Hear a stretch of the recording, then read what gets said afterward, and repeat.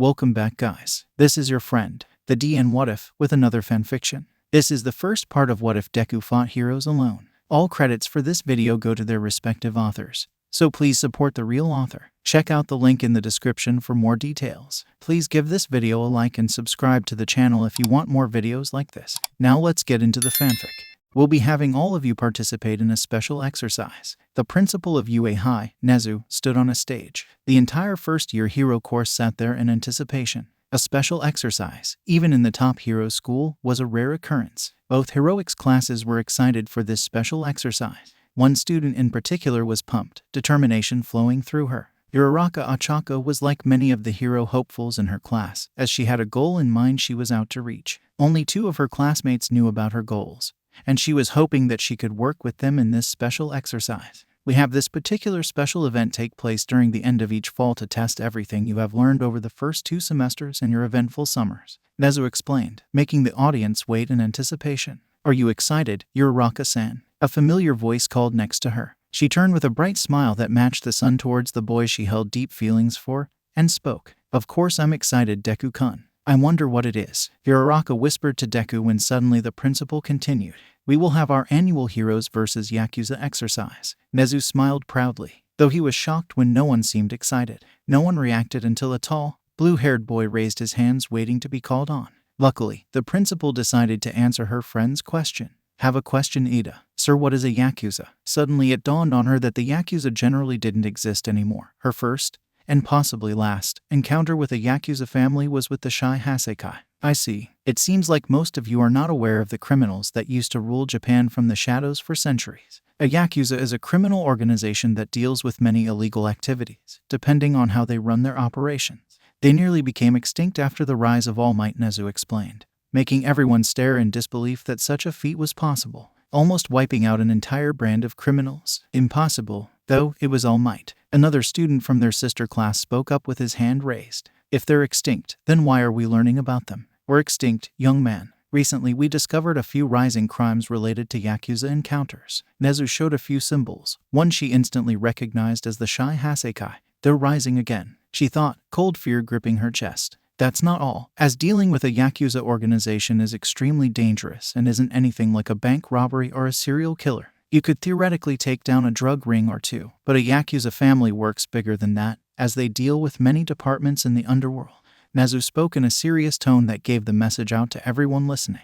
Stepping down, a teacher with yellow hair wearing a ridiculous amount of leather walked up to the stage, taking the spotlight. Can I get a he? Sighing, the teacher started speaking about the exercise. As you can all tell, this is a team exercise, so everyone is allowed to pick sides. Isn't that exciting? Present Mike grinned, making a few people nod with excitement, mainly Uraraka, since she wanted to team up with Izuku in particular. However, we must tell you that the winning team will receive extra credit and, let's say, a special reward for those who want to have that nice bonus after taking down a major threat. This had everyone excited about the sudden idea of the mysterious prize. It's good to see you are all excited for this, listeners. So, let's roll that wheel to see who would be the commander and protector of your city. A giant wheel displayed on a screen and spun similarly to how it did at the sports festival, making everyone perch on the edge of their seats in anticipation of who the chosen protector would be. Once it stopped, everyone gasped in awe at the face that was suddenly on the screen. Urarakaochako. The gravity hero, Uravity. Achako squealed in surprise as everyone gave her a round of applause for being the chosen commander to defeat the Yakuza.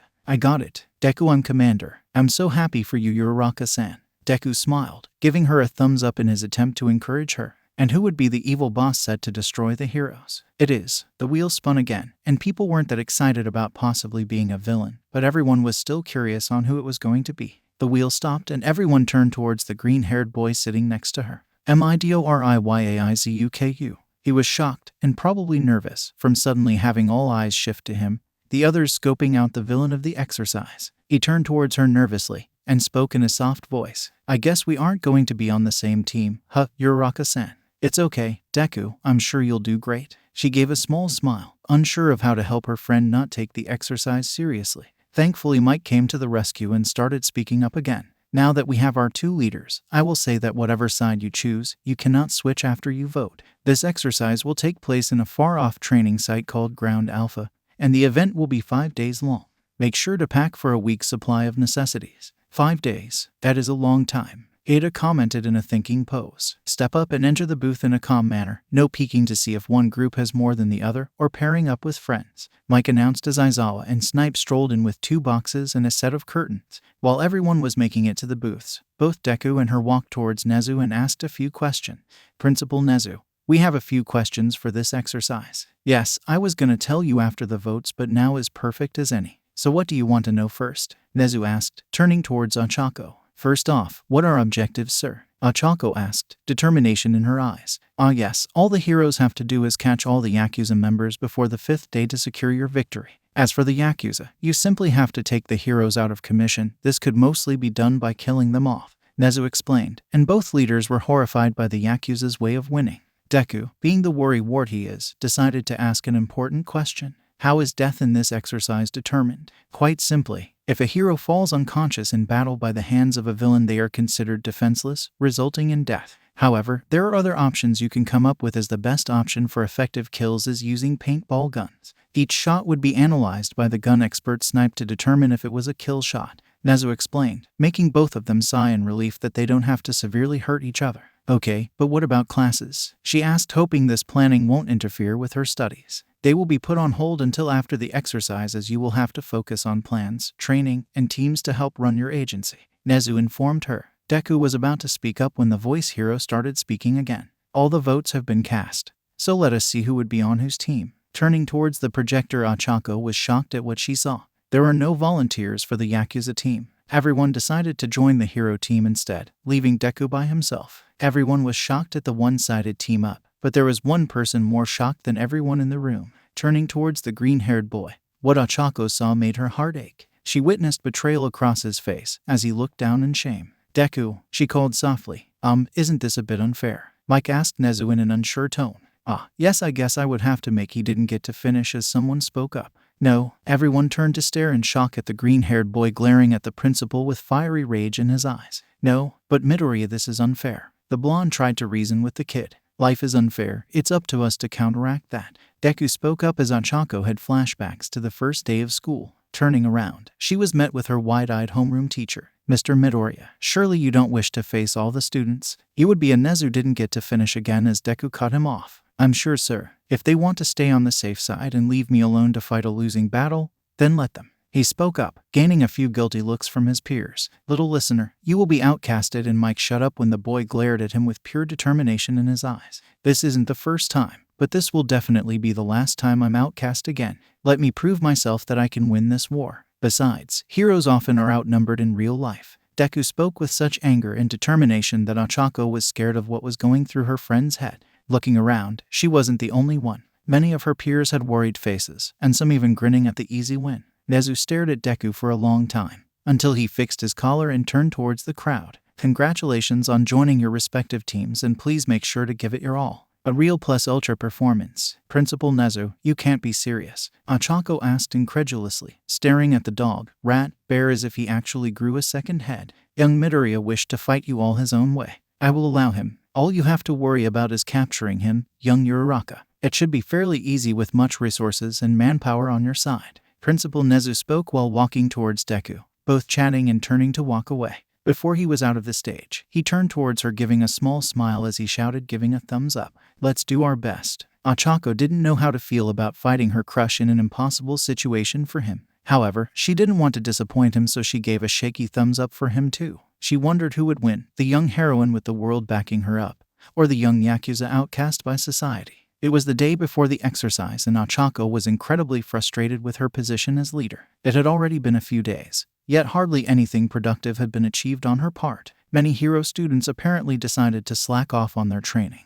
using the excuse that it was unnecessary if they just outnumbered Deku. Others slept or ignored the strategies and rules she explained and came up with, making her feel bitter about the lack of respect. Thankfully, there were a few students that took the exercise seriously, giving her some much-needed critical advice and input on how to do things by the book. However, all of that seemed to fade away when staring at the determination Deku was radiating. She hadn't seen him as often since the announcement, and he always spent his lunch eating somewhere else. She couldn't keep him company, let alone ask how he was. He is actively avoiding me, Ochako thought. She understood why he wanted to be alone. He was the main target after all, and everyone would bother him for information to destroy him in that exercise. He wasn't completely alone, however, as she noticed Yuri come by the dorms a lot. Whenever she did, his frowns immediately turned to smiles. She missed that smile and really wished that she could also spend some time with both of the Sunshine children. Unfortunately, that had to wait. She has a job to do, leading this generation of heroes. Please let this exercise end quickly. Sitting in the common room, Katsuki noticed that Deku wasn't anywhere to be seen. He wanted to ask around, but the only people who were around were Pichu and Shitty Hair, both of which had a shit sense of awareness. It wasn't until the megaphone in the common room started up with Principal Gerbil announcing, "Shit. Classes 1A and 1B, please gather your costumes and head for the buses. Your exercise is about to begin." Katsuki grinned and muttered to the two idiots next to him, "I don't care what you do, but Deku is mine," he said, ignoring the protest from Pichu that Deku was the only enemy. After getting changed into his costume, he was pleased he got to wear the new winter version. His other costume would have been too cold to wear in the late fall weather. Heading to the bus, he sees Principal Gerbil standing on the teacher's shoulder ready to give another announcement. "I am glad everyone is here and ready for this interesting exercise. But I have to say something to elaborate on some rules," he started. "Pay attention. This is important in the real world as well," Teach noted, gaining the attention of all the students. "While the goal is to capture the Yakuza, you cannot arrest him without some hard evidence for his crimes. At most you can detain him for one night. But even then, you have to let him go if you have no evidence." This made a few idiots, and himself, grumble that they couldn't just kick Deku's ass and call it game. But he guessed this was a problem with arresting villains constantly. "Second, you are not allowed to disobey orders from the commander, and any who do will be considered a WOL unless forgiven by the commander," he explained as a few students nodded as others test in annoyance. "Lastly, keep in mind that you have to follow the normal rules as any upstanding citizen.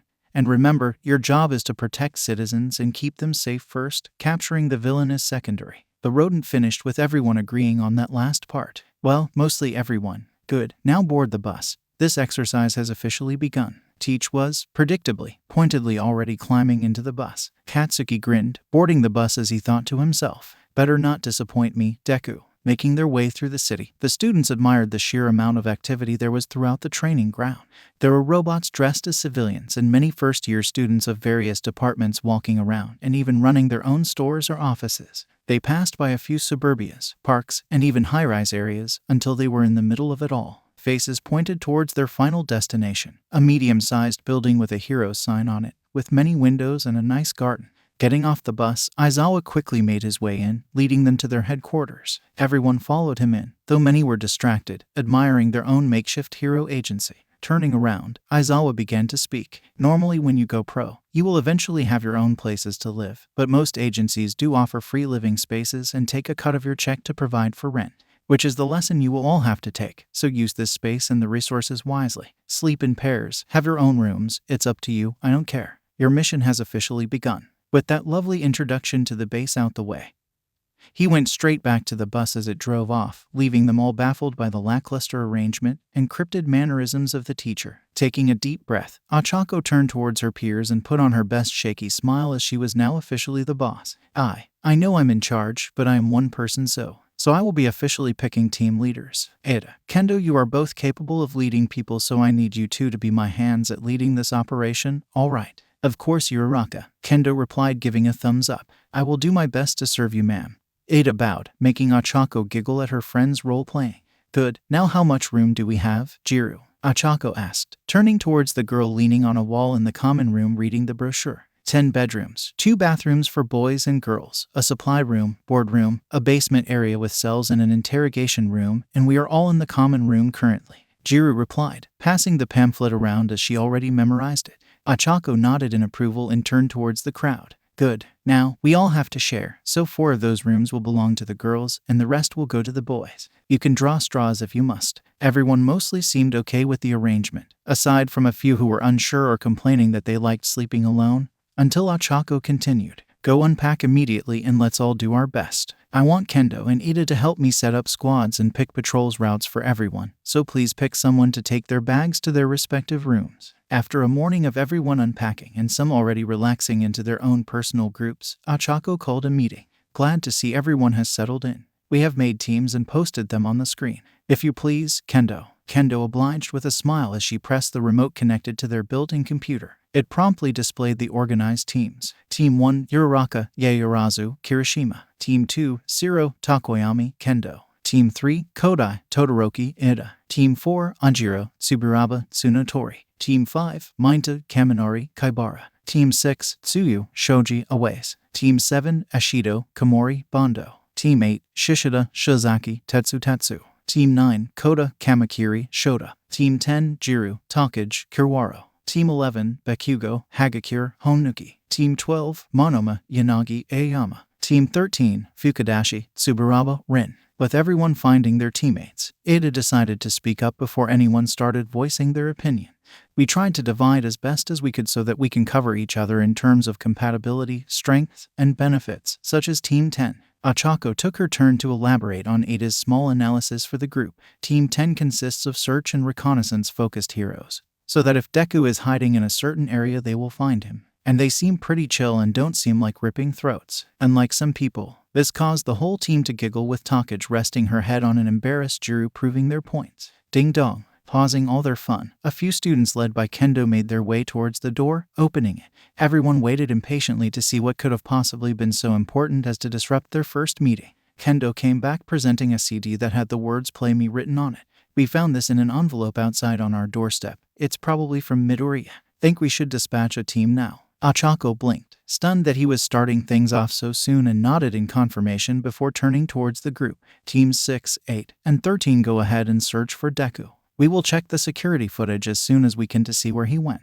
The teams nodded in understanding, and rushed into action as soon as they stepped out the door, quickly splitting up and searching. The sight of it made Ochako sigh in relief. She was finally getting some respect as their commander. Kendo decided now was the perfect time to put on the CD as they waited eagerly, unsure of what to expect. The video displayed was of a masked figure wearing a high-tech gas mask shaped like teeth and visors displaying the figure's 2 eyes, a hood covering their hair, 2 long protrusions that looked similar to bunny ears sprouting from the hood. They were in a dark room, with the only light coming from above their head, toxic eyes staring ominously at the camera. "Hello, heroes, and my lovely lady Uravity." The figure started, winking at the camera and making Ochako blush and causing a few girls to coo at her. When did Midoriya become so smooth? Ashido grinned, nudging her. "Shut it, Ashido." Ochako squealed in embarrassment, trying to look angry, without much success. "You may not know me, but my name is Bunny. I am a citizen of this town and its main protector," Bunny introduced, making everyone snicker at the ridiculous scenario. Ochako had to pause and wait for them to calm down. "That dumb nerd," Bakugo grumbled in disappointment. "Bunny, seriously, that is so lame." Minda chuckled, holding his stomach. "I think it's adorable. He does kinda look like a bunny." Ashido cooed. "Bunnies don't have sharp teeth." Ada spoke. "And what did he mean by the protector of this town?" Todoroki asked, lifting a finger to his mouth in a thinking position. "I'm sure we'll see," Kendo replied as she resumed the video playing. "What do I mean by protector? Exactly as it sounds. This town is protected by me, and looks up to my organization to save them when trouble comes," Bunny explained, confusing everyone. "Why would people trust a villain? I mean, he's got the looks down, but is he actually insane?" Kamakiri asked out loud, with everyone agreeing. "So he has given himself a one-man vigilante Yakuza act?" Shiro asked, not knowing Bunny's role. "However, I have a problem, and it involves her newly opened agency." "What do I mean?" "I am saying you heroes stumbled into my territory and are offering free protection." "Outrageous." The cold tone contradicted his words. "This is causing quite a problem in my financial development, so I will offer you a deal, heroes." Bunny spoke as cold shivers ran through a couple people's spine. "We hurt one of his businesses just by moving into the city." Honuki pondered out, receiving a few nods. "A deal with a demon? I would not accept it." Tokoyami murmured, getting many nods in response as Bunny continued his message. "You all can leave this town and never come back. We can all live happily ever after, or whatever it is you idealistic ne'er-do-wells hope for. However, if you refuse and stay in this town, if you continue damaging my business, hurting my organization, well, I will make sure to remove you all from this town before 5 days have passed. Permanently." This made everyone freeze in place as Midoriya basically just declared he would kill them all by the time the 5th day arrived. "Does he seriously think he can kill us all?" Minama laughed, making a few others giggle along with his joke. "We must remain vigilant. Remember to never underestimate your opponents." Kendo spoke, Bakugo grunting as she spoke. "He's just a weakling to me. I can take him on by myself, done it before." Bakugo spoke, popping a few fireworks like explosions in his palm. "See, nothing to worry about, Kendo." Minama spoke as they resumed the footage. "Now with that message out the way, Uravity, won't you quit this useless endeavor of being a hero and join me? I can support you, my darling. Not only you though, but those close to you. I really hope you appreciate my next gift. I believe it is with your beast-like friend. What was his hero name? Jevoden. But that the message ended and Kendo paled, turning on the earpiece, ignoring her blushing commander. Jevoden, come in. Do you copy? Kendo asked desperately, voice shaking with everyone listening in, some more interested than others. Yes, I'm here. Shishida spoke through the comms. Oh good. Listen closely, Bunny is coming for you first. Ochako reported, now focused again. Who the hell is Boo Boom ZTZ? The line went dead. With the line cut, everyone stood shocked, taking a moment to process what had happened. A few faces turned to Bakugo to make sure that he was, in fact, still there and not chasing after Midori. Ochako, snapping out of her shock, turned around trying to hide her faltering face and mustered up a deep source of strength to try to act and sound like a real commander. Teammate reporting to Forgot your hero name, Shizaki, but do you copy? Teammate Vine here, I do copy. Shizaki confirmed, much to Ochako's audible relief. Vine, Jevoden's comms went down, so your team needs to find him and report his status. Tell me if I need to send reinforcement. I need you to tell me what direction your team took from HQ. Over, she asked, ready to focus on Shishida's safety first. We headed towards the west side of the city. Yura Ochako didn't let the girl finish as she turned to the rest of the crowd, waiting in anticipation. Everyone, let's move out and search west from here. Team 13, you stay here and watch base. Ochako ordered, watching everyone nod an affirmative as they all rushed the doors towards the west side of the city, passing by many buildings, with many of the students using their quirks creatively to increase mobility as Ochako issued even more commands. Fan out, but stick to your teams. And report to me if you see him. Come back before our meeting in 2 hours, or we will need to search for you. Many students did as told, splitting up between blocks, and some even searching their own streets. Good to see that they are sort of taking me seriously. Arriving on foot, Tetsu was in front of a crowd blocking robots and regular civilians. There were weak-looking robot officers as Tetsu was visibly in a foul mood, looking ready to punch a student. Why won't you tell us about the fallen hero? Why was he defeated? Was he not strong enough to defend himself? A student waving a reporter badge asked, bringing a mic towards his face. Wow, UA is really trying to make this look real. I ain't gonna tell you anything, so back off, he screamed with more civilians arriving on the scene. Uraraka made it to Tetsu and started speaking. Take me to him, I'll have Creati, handle the reporters. Yaorazu heard and started standing in front of the crowd, with Kirishima serving as an extra arm to help push the crowd back. Tetsu sighed and gladly led her towards the blocked-off alley covered in vines to serve as a makeshift police tape. Thanks, was gonna hurt someone if they kept asking stupid questions. No problem, What's her hero name, again? Ochako asked shyly, wishing she learned more about Class 1B. Come to think of it, how did Deku know about their hero names? We haven't had any classes together yet. Real Steel, pleased to make your acquaintance. Tetsu grinned, ducking under the vines. Making their way into the dark alleyway, Ochako was shocked to see the hero Jevoden slumped against the wall, covered with burn marks and a red dot splattered on his forehead. He had terrified eyes and was holding the glasses in his hands shakingly. Vine was speaking a prayer towards the terrified boy, holding his arms for comfort. What's wrong, Shishida? Ochako asked when the comms in her ear spoke up with Snipe's voice. He is dead, Uravity. A dead man can't tell or give hints. I already told the same thing to the other two. Snipe explained, making the comms shut off. What happened? What do I do? Ochako asked in a desperate voice, only to receive silence on the other end of the line. Investigating Shishida, Ochako spoke to him in a sad but careful tone, devoid of pity. I'm sorry you were out so early, but I promise to avenge you and bring Bunny to justice. Shishida calmed down a little, giving a shaky smile as Ochako noticed his head. Searching him, he was covered in burn marks, and looking around there were a few explosions like burns on the ground. Turning towards Real Steel and Vine, she started speaking. He was shot in the head, presumably using a paintball gun to act as an actual gun for this exercise. The burn marks were probably from some form of explosive Bunny had his hands on. I'm guessing, since the teachers approved of this, these are non-lethal explosives for him to use. Such an unmanly thing to do. Midoriya is playing dirty. Real Steel tisked, and Ochako wanted to agree, yet the logical side said that a villain wouldn't care about playing dirty. Guess Deku realized this if he wanted to succeed. Gravity, Vine called it with a trembling voice. Yes, Vine, Ochako asked, giving her full attention to the heroine. This was left behind. Vine spoke, handing her a voice recorder with the words "Play your gift, Uravity" written on it. Ochako was scared of what she would find, but she knew she had to play the voice recorder to get something either way. Pressing play, she heard a faint voice, but she kept hearing two words: rabbit hole. Suddenly music started playing, catching the three heroes off guard when an all too familiar voice started singing. Deku, I could say I'll take you, I could say I'll make you,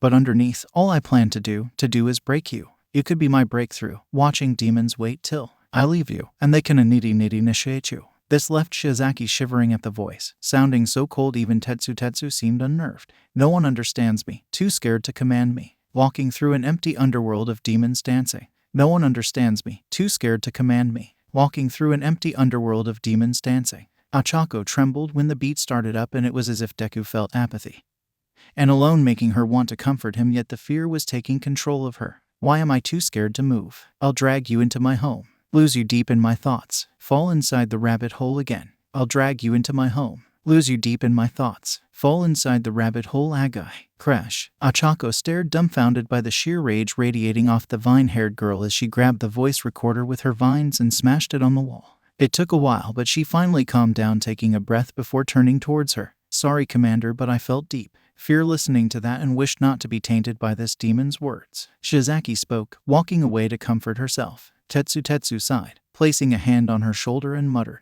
"There goes the evidence." Ochako nodded, but she didn't fault the girl. She too felt fear from Deku's words alone, and he was calling her out specifically. Why is Deku acting like this? Getting on her calm, Ochako started speaking again. "Oh, what do we do with Shishida? Snipe. Have someone guard his body. Ectoplasm would be by to pick him up. You will not receive a second warning of the information I'm giving you, so make sure to share with your classmates the protocol on how to handle these situations." Snipe explained, shutting off comms. Ochako sighed, really wishing she could do something more, but for now this would have to do. "Teammate, I'm sorry for your loss, but can you stay with Jevaden until Ectoplasm picks him up?" Tetsu and Shiozaki nodded, with Ochako sighing in relief. Making her way back to Yaoyorozu and Kirishima, Ochako pulled them aside and started asking, "Sorry for dumping reporters on you, but have you learned anything out here?" Kirishima shook his head sadly, with Yaoyorozu speaking instead. "There were a few murmurs of a black bunny jumping roofs, but when I asked they said they didn't know which direction he went."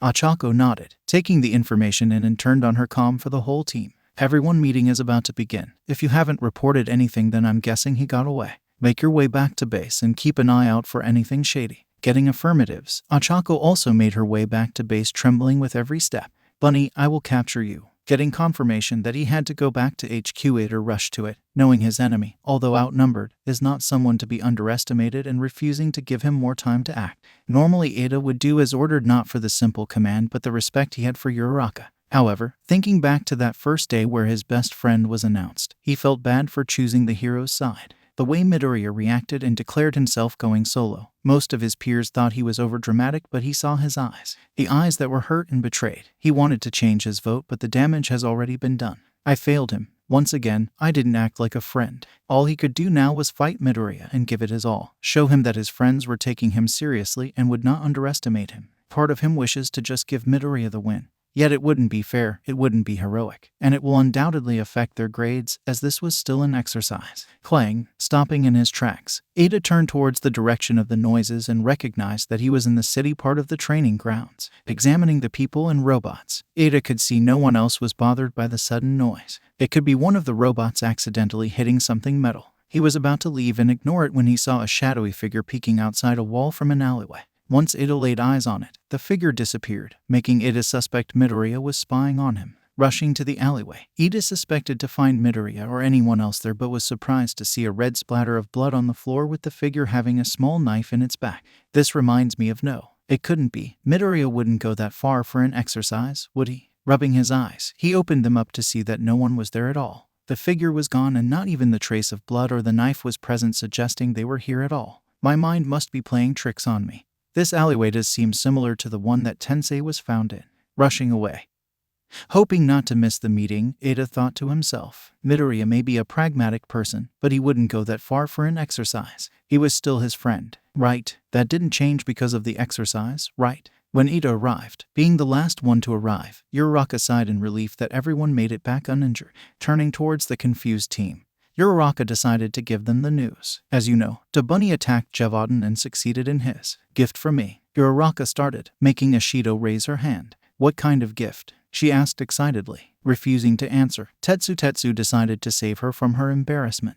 He left a message and threatened to break her. It was some creepy shit. "Really?" a few students asked, making Uraraka sigh in relief. "Yes, and we learned he is using paintball guns and explosives to count as lethal equipment to take us down. If you get shot, Snipe would say you are out, and you must act dead and not give away any info." Uraraka explained, hoping everyone takes precautions against an enemy having a gun. What do we do now? And why didn't he attack us when we were all out? Zero wasn't sure about the sudden development, nor was he sure about how to counter it. I believe he gave us a warning to start packing and leave today. If we continue to stay, then we are all fair game by the time tonight or tomorrow comes. Kendo spoke, giving her interpretation with Uraraka nodding in approval. Yes, if you want to leave then go ahead, but you are basically joining a war against Deku. I mean Bunny if you do decide to stay. Ochako spoke, eyeing her team, seeing some seeds of doubt. Moral is decreasing. Do they actually want to leave? What are all you fuckers thinking? This is Deku. He is trying to play mind games and intimidate you into quitting so he has less people to work against. Bakugo growled out, surprising everyone. But he killed Jevaden, a student from Class 1B said in a futile argument. And Deku got lucky with a stupid surprise attack. We now have info that he uses guns and bombs, but we outnumber the fucker. He's running out of tricks and I can't wait to crush that loser for thinking he could beat us. Bakugo explained, making everyone feel better and removing the seeds of doubt in everyone. He is surprisingly a good motivator. All right, anything to report or clues to defeat Bunny faster? Uraraka asked, hoping her classmates had anything to report. She noticed a few head shakes, but what caught her eye was a few hesitant stares until Tsuyu spoke up. Nothing to report, but I felt like being watched, so he may be stalking us. A few nodded along, explaining they also felt a sense of danger around them. As Uraraka saw Ida about to say something but gave up on it with a worried look. Is he scared of something? I'll have to talk to him later. Alright guys, take a break and go eat something, or rest up for tonight. Team 3 and 4, we need you on patrol. Pick south or north, decide between your groups. Uraraka commanded and watched the teams nod and walk out the door. Seeing everyone in a better mood, she had one thought to herself. Deku, will you keep your promise and defeat us? With nighttime coming, Team 4 decided to regroup back at HQ, walking in the middle of a barely active street back alone. Ajiro saw Tsuburaba and decided to speak to him. Hey man, seen Pony? He asked tiredly. Yes, she was flying back to HQ on her horns, so she might be there way before us. Tsuburaba answered, sighing in exhaustion. Wait, did he say fly? She can fly. How? Ajiro asked, shocked by the new info. Well, her horns are like guided missiles, so as long as she can shoot them, then she can basically fly if she hangs on tight and not drop herself. His partner explained, much to Ajiro's awestruck face. That's amazing. Ajiro complimented happily. Yeah, it is. Honestly, I am kinda jealous since I don't want to walk anymore. Bang! Faster than he could perceive it. His partner was struck in the head, leaving them both shocked with fear. Tsuburaba hit the brick wall from shock and clutched his head, bringing his hand in front of him covered in red paint. Midoriya. Bang! Dodging quickly, he was still struck with red paint, but he heard no word from Snipe, so he guessed he survived. Ducking behind a car, Ajiro brought a hand to his comm and started speaking. Sniper, I need backup and have a man down. Tail man, we are on our way. Just hang on for a little bit longer. He heard Gravity speak, only to hear a metallic noise. Looking next to him, he saw a red ball, and instantly realized what it was. Shit. Boom. Ochako sighed in disappointment, staring at the robotic police trying to hold back a crowd of civilians surrounding the crime scene. UA is really amazing, but I hate it sometimes. They were getting better help from the heroes holding them back, but even then the comments were still unbearable. What happened to these two heroes? Is anyone going to stop this killer? Are you heroes not capable of handling one killer? It was getting on her nerve, and possibly everyone else's, judging by their faces. Taking a deep breath, she made her way towards her two deceased comrades on the floor with looks of fear in their eyes. Deku actually did this to them. Did he really traumatize our classmates? This is a mess. Shuzo sighed, standing next to her, scanning the grounds for any more evidence, which came up to none. They were picked off so easily. And we knew Bunny had guns, but to think he had an actual sniper. Ken noticed in annoyance that Izuku had high-caliber weaponry. Did you guys find any messages? Gravity asked, cutting them off from their talk. Nothing we can find, so he wanted this job to be quick. He did use a sniper, but there are also traces of explosives, so he had to be in that building across from us in order to have line of sight and still toss a grenade. Kendo replied, making her think more thoroughly. Scanning the ground was a big splash mark with few scorches, but the main detail was all the red paint covering the floor and her friend. Where did Deku get a bomb from?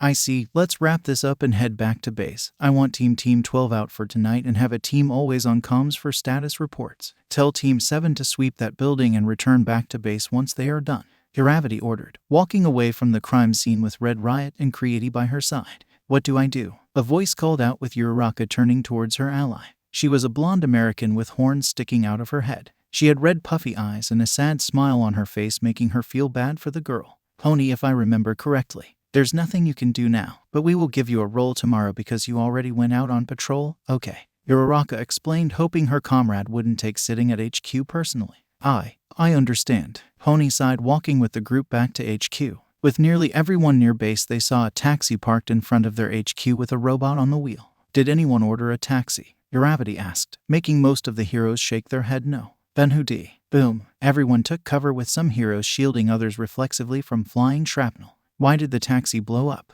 Kirishima asked, deactivating his quirk. Sweep the perimeter, check the building, and I want all comms on. Bunny must have been here, Uravati ordered, with everyone splitting up and leaving her alone staring at the burning dead civilian bot. He also has access to real bombs too. How? This is gonna be a long week. Uraraka sighed, watching firefighters arrive on scene. Guess we have to make sure no one takes vehicles, so we are stuck walking. It was midnight and officially day 2 of the exercise. Looking around, Asui was sure that no one was getting sleep at all today because everyone was restless. Those who tried to sleep soon came to the common room to help themselves relax by playing video games or assist in guarding the HQ. Seeing as she was also restless, she decided to stare out the window into the concrete jungle full of light.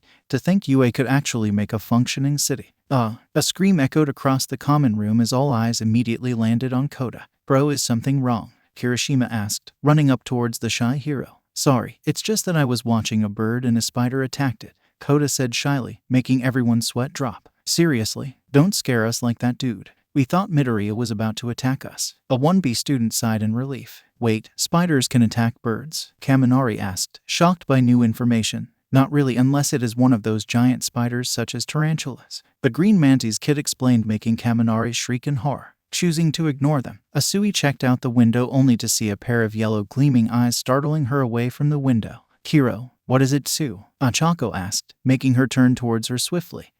Looking back out the window, she didn't see anything, making her sigh in relief. I just startled myself with a bug hitting the window, Kiro. Achako seemed skeptical for a second but dropped the subject, speaking again. Alright, and if you ever need an ear to talk to, then I'm here for you. I'll keep that in mind. Suyu agreed, staring out the window again. Must have been another image of Toga, Suyu thought to herself, reminding herself of the event at camp with Himeko. Toga slicing her tongue and pinning her hair against the tree. I should probably check with Hound Dog after this exercise is over. The atmosphere around base was so tense she could practically feel the strain in the air waiting to snap and have the entire HQ go into chaos. She never realized that being a real leader was exhausting, to not only keep the peace within the city, but also to make the very heroes sworn to protect it equally as important and keeping them sane.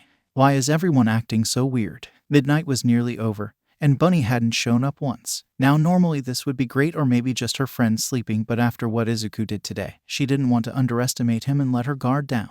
Walking back to her room after last checkup on her team, mostly everyone felt nervous, expecting Bunny to attack again and keep mistaking citizens and robots amongst the shadowed streets for him. Is every night going to have everyone on edge? Opening her room, she was greeted with the image of Yaoyorozu reading a book in her pajamas. Hey Achako, she greeted. Hey Momo, feel alright? She asked hesitantly. I'm doing fine, just can't sleep because I'm too invested in this story, she replied, not taking her eyes off the pages. Oh, what is it about? Achako asked, glad to have someone to keep her occupied. Bless Momo for being the sane one. Oh, I'm reading a story where a handsome young man named Akatani is stuck in a scenario of being a great hero but is secretly learning from an assassin and hiding his connections from being mentored by a villain. Yaoyorozu happily explained, much to Achako's amusement. Looking at the cover of the book, she saw letters AA written in crimson on it.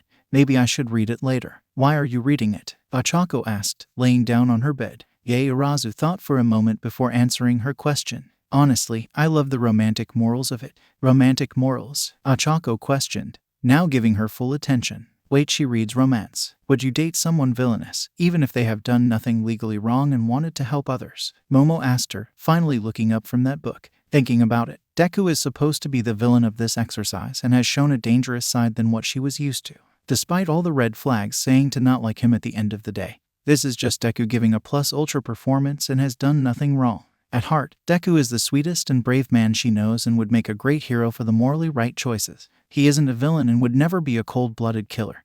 This is just an act for an exercise that Deku is taking full advantage of. He is still my friend and wouldn't hurt us. Turning towards Yaoyorozu, she gave a soft smile and answered her question. Yes, because they aren't a villain if nothing is done, and they are trying to be a hero. It was already morning and no one has gotten any sleep, as they all expected another attack from Izuku. Sighing in exhaustion, Achako made her way to the common room and found everyone getting geared for today's patrols. Is everyone ready for patrols today? No, Kaminari groaned, rubbing his eyes laying on the couch. Same bro. I am actually thinking of calling in today. Kirishima yawned, popping his bones while stretching. It is best to stay awake, my friends. This is a mission and you must cooperate with Commander Uravity if you wish to settle in today. Ida explained, drinking his orange juice. However, she did notice some stiff features fade away from his lack of sleep. Uravity, can I take the day off today? Whined Minda, poking his head out from under a bundle of pillows. I say give it one more day, and then you can have your day off tomorrow. Achalko answered nervously, scratching her cheek. Fine. Minda yawned, burrowing back in his pillow fort. I forgot, but who was on patrols for midnight? Kendo?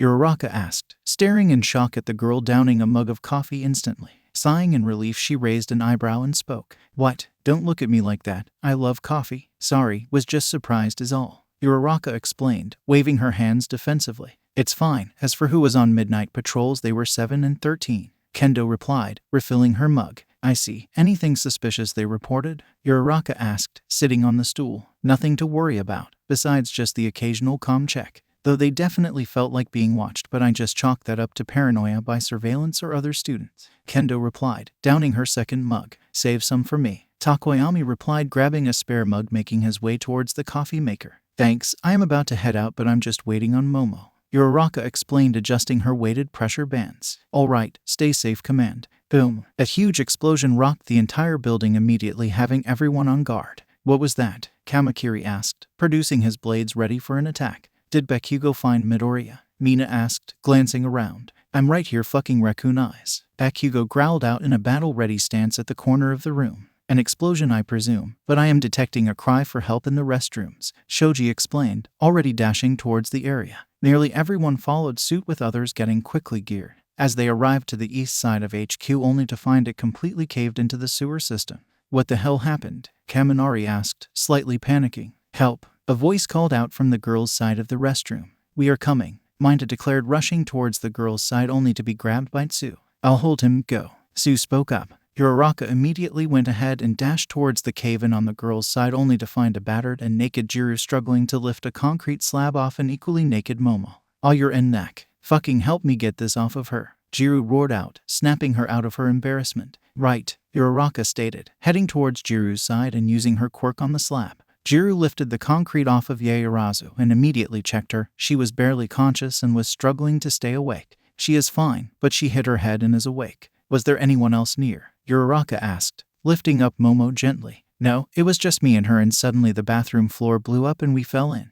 Jiru replied, nursing her shoulder, which had a gash on it. Sorry for the injury, but here. A voice spoke up, suddenly startling the duo. Turning around, they saw Bunny holding out a gauze tape towards them. He was wearing pieces of Kevlar armor that still resembles Midoriya's original hero suit, but black instead of green, and a cloak still covering his body, but mostly the hood for his hair with the bunny ears protruding. He still had his high-tech gas mask with the respirator, but now had a voice modifier attached, making him sound more menacing. Besides that, his glowing green eyes frightened her, and she was questioning if she should attack immediately. Midoriya, Jiru yelled, covering herself up. Deku, what are you doing here? Uraraka asked, also covering Momo. Just checking if I didn't severely hurt Creati, and offering medical supplies. Bunny answered, not looking away. Midoriya, Momo and I aren't covered. Look away. Jiru growled, waving her jacks. So what? He replied. What? Both girls asked, shocked by his words. A villain isn't going to look away and wait for you to get dressed, as they will kill you and probably do worse. Bunny replied, walking forward and handing her the gauze tape. You dropped a fucking building on Momo. Jiru called out in anger. Momo is seriously injured because of you. Uraraka confronted the villain. And Yue hasn't done the same. I remember a 0-pointer nearly smashing you into the ground. Bunny spoke, making Uraraka flinch from that memory. That could have stopped any time. Jiru replied with a growl. Oh really? Well, how about Kakin releasing a lethal explosion at me on our first trials? Another example is All Might slamming Kakin and I into buses and buildings. Or should I recall the time that Mr. Aizawa collapsed a bigger ceiling on Ida too? Izuku explained the many events they all have been through. Uraraka suddenly felt uneasy about everything that happened throughout the year. Were they trying to kill us? Uraraka didn't get a word out when Bunny suddenly started running away. Hey, why are you running? Jiru called out, trying to chase him but was tripping on stones. Stalled for rescue. Bunny saluted, using his quirk to jump to the roofs. What? Uraraka asked, confused until her comms activated. Creati is out of the exercise. Please close her wound until I arrive. The voice of Recovery Girl spoke sadly, as she heard ambulance arriving in the distance. What? But why now? Uraraka asked, looking at a passed-out Momo, not receiving an answer until she heard Jiru shout in anger. God fucking damn it. That bastard was stalling for Momo to be unconscious. Jiru shouted, slamming her fist on the ground. Uraraka's breath hitched and realized she failed her friend when she could have been saved. The rest of her team soon arrived and gasped in horror as Uraraka had one thought on her mind. I'm a horrible hero. It took about an hour for her team to help everyone they can, but sadly the heroes lost 3 members as the rest were nursing their wounds. We lost Bondo and Fukadashi in the boys' side of the restroom. Ida replied grimly, looking down. Same with Yaoyorozu on our side. Kendo replied, looking around at the sad faces. How did Bunny do this? Kaminari asked. We have no idea. And my best guess is he used the sewers to plant the explosives. Kendo replied, staring at her leader who hasn't said a word. Fuck, how do I help someone I don't know? What about the restrooms? Can we ask Cementos or the teachers to fix them? Minda asked, doing a little dance that said he needed to use the restroom. Sadly no, Cementos is unavailable, and since this is an exercise, they have a schedule that says they would do construction repairs within a week. Ida explained, making everyone frown and morale sink lower. So, to recap, we have no showers and no restrooms for the next 4 more days. A student from Wano whined. Yes, we would have to go to a convenience store or something and use the restrooms, and as for showers, we don't have anything for that, Kendo replied, staring at the filthy mess her teammates were in after cleaning debris and getting soaked by bursting pipes. Iravati, what should we do? Ida asked, not receiving an answer. Iravati, so you asked, placing a hand on the girl, startling her out of her trance. What? Uraraka asked, looking around in a panic. What should we do? Kendo asked, feeling bad for her leader. Keep to schedule and team. I don't know, you decide and vote on who gets to patrol. I need to think about this for a bit. Iravati replied, walking away, leaving the team to themselves. Kendo frowned at the realization of what this attack did to them. Bunny cracked Iravati and is breaking our morale slowly yet effectively. When will we snap? After getting everything sorted out and repairing the broken walls and floors with tarps and police tapes for no one to cross, Ida arrived at the common room to see everyone else getting geared up. Why is everyone getting ready? He asked, not even bothering to chop his tired hands. Fucker blew up a few more places just like this one, and everyone is heading out. Bakugo growled out, strapping on his gauntlets. Already, Ida questioned the fact that Midoriya would continue demolishing more buildings. All this destruction, and for what? Yes, and from the looks of it, we need every man on board. Tetsu grimaced, walking past him. Get suited up. We need to put out the fires and rescue civilians. Midoriya destroyed many buildings, and from the looks of it, he has planted bombs in more areas, if I'm to believe this pattern. Todoroki replied, staring at the map. All the places that blew up so far were covered in red crosses, and the main buildings being destroyed are small banks or lenders. So Midoriya is stealing money? Ida asked, examining the map closer. That is pretty villainous, but I still see no point for the destruction. I believe so, but priority is rescue. Todoroki replied, walking away. Where is Kendo? Ida asked a group of 1B students. She went on ahead and told me to tell you that Uraraka's team is staying to guard the base. Kodai answered by putting on her cap and walking towards him. What? Why would the commander stay? Ida asked, shocked by his friend's decision. Your friend hasn't been herself since the collapse, and Kendo is taking charge until Uravati gets her act together. Kodai answered. Yes, she hasn't been herself, and I'm worried about her. I see. I hope our commander would be back to help us. Ada replied worriedly about his friend's feelings. Don't worry, she will come around eventually, but for now Team 11 and Team 8 are going to guard and check on the remaining banks for a chance to catch Bunny if he shows up. Kodai answered, joining Todoroki as they waited for him. Turning towards Bakugo, he was already walking out the front door as his gauntlets flashed red. I see. They trust Bakugo to handle Midoriya since he has the most experience with him. Walking down the streets of the rip-off city, Bakugo was watching everything and everyone with his traditional glare. He knew Deku was up to some shit, but he didn't know what it was, so he took caution and made sure that Ghosty and Jaws were constantly calling in every 10 minutes and reporting their last surrounding. He kept glancing at the windows and roofs occasionally since his classmates did predict Deku having a fucking sniper. Ghosty is fine, and Jaws can travel underground, but I am a sitting duck and prime target for fucking Deku to get a shot, so I need to stay near cover. This is Invisible Girl, and no sign of Bunny. I'm currently down the block and no suspicious activity that I can see. Over. Ghosty comments in. Ludman checking in, and no sign of Bunny. I'm currently in the sewers and no sign of anything suspicious like tracks. Over. Jaws responded, making Bakugo's eyes narrow in suspension. How the hell is Deku blowing up these places so fast if he isn't traveling through the sewers? Are you sure there are no tracks? Bakugo asked, nearing the bank he was supposed to guard. Nope, so he must have planted the bombs on the surface or is currently holding bombs on him. Jaws pointed out. When would he have time to plant bombs everywhere? Ghosty asked. Deku must have planted the fucking bombs last night. Katsuki growled in annoyance. So that's why he didn't attack us. So do you think he is tired after staying awake all day and night? Jaws hummed out. Maybe, Ghosty answered, as Bakugo was already walking on the steps of the bank. Bakugo growled in annoyance that he couldn't fight Deku head-on fully like normal if he was tired. Deku better not collapse from fucking exhaustion or I'm killing him. Grabbing the handle, about to inform everyone inside to evacuate the building for a potential villain attack. Bakugo stopped and sniffed the air. Is that caramel? Boom. The doors suddenly blew wide open and a shockwave knocked him back down the steps as he felt his body become heavy and his world spiraling until he felt something hit his gauntlets. Wah! Boom! With another explosive shockwave, Bakugo flung into the middle of a street. Pain raced through his arms and he swore he heard someone laughing at him. Looking at his shaking arms, the gauntlets weren't there anymore and he found charred remnants of what used to be his support items on the ground. That fucker blew up my gauntlets. How? Getting off the ground, he looked around and saw everyone staring at him with wide eyes. Even the civilian bots stopped and paid attention to him. What the fuck are you staring at? He shouted at the students as they backed away in fear. Bakugo, what happened? I heard a big explosion. Are you in trouble? Ghosty replied on the comms. I'm fine. Deku he stopped when a rock hit the back of his head. Turning around, he glared at an extra who had his hand outstretched. He was about to shout at him until another stone hit his shoulder. Turning, he could see more people picking up rocks as he shouted. Why the fuck are you extras throwing rocks? Why did you blow up the bank? What the fuck is wrong with you? Are you the villain that destroyed the bank? Suddenly the weight of the situation slammed on him. Looking at his missing gauntlets again, and the grenades strapped on him, he stared back at the current building being engulfed in flames as one thought settled on his mind. Deku fucking set me up. Everyone made it back to the HQ unharmed and exhausted from the many rescue missions they had undertaken.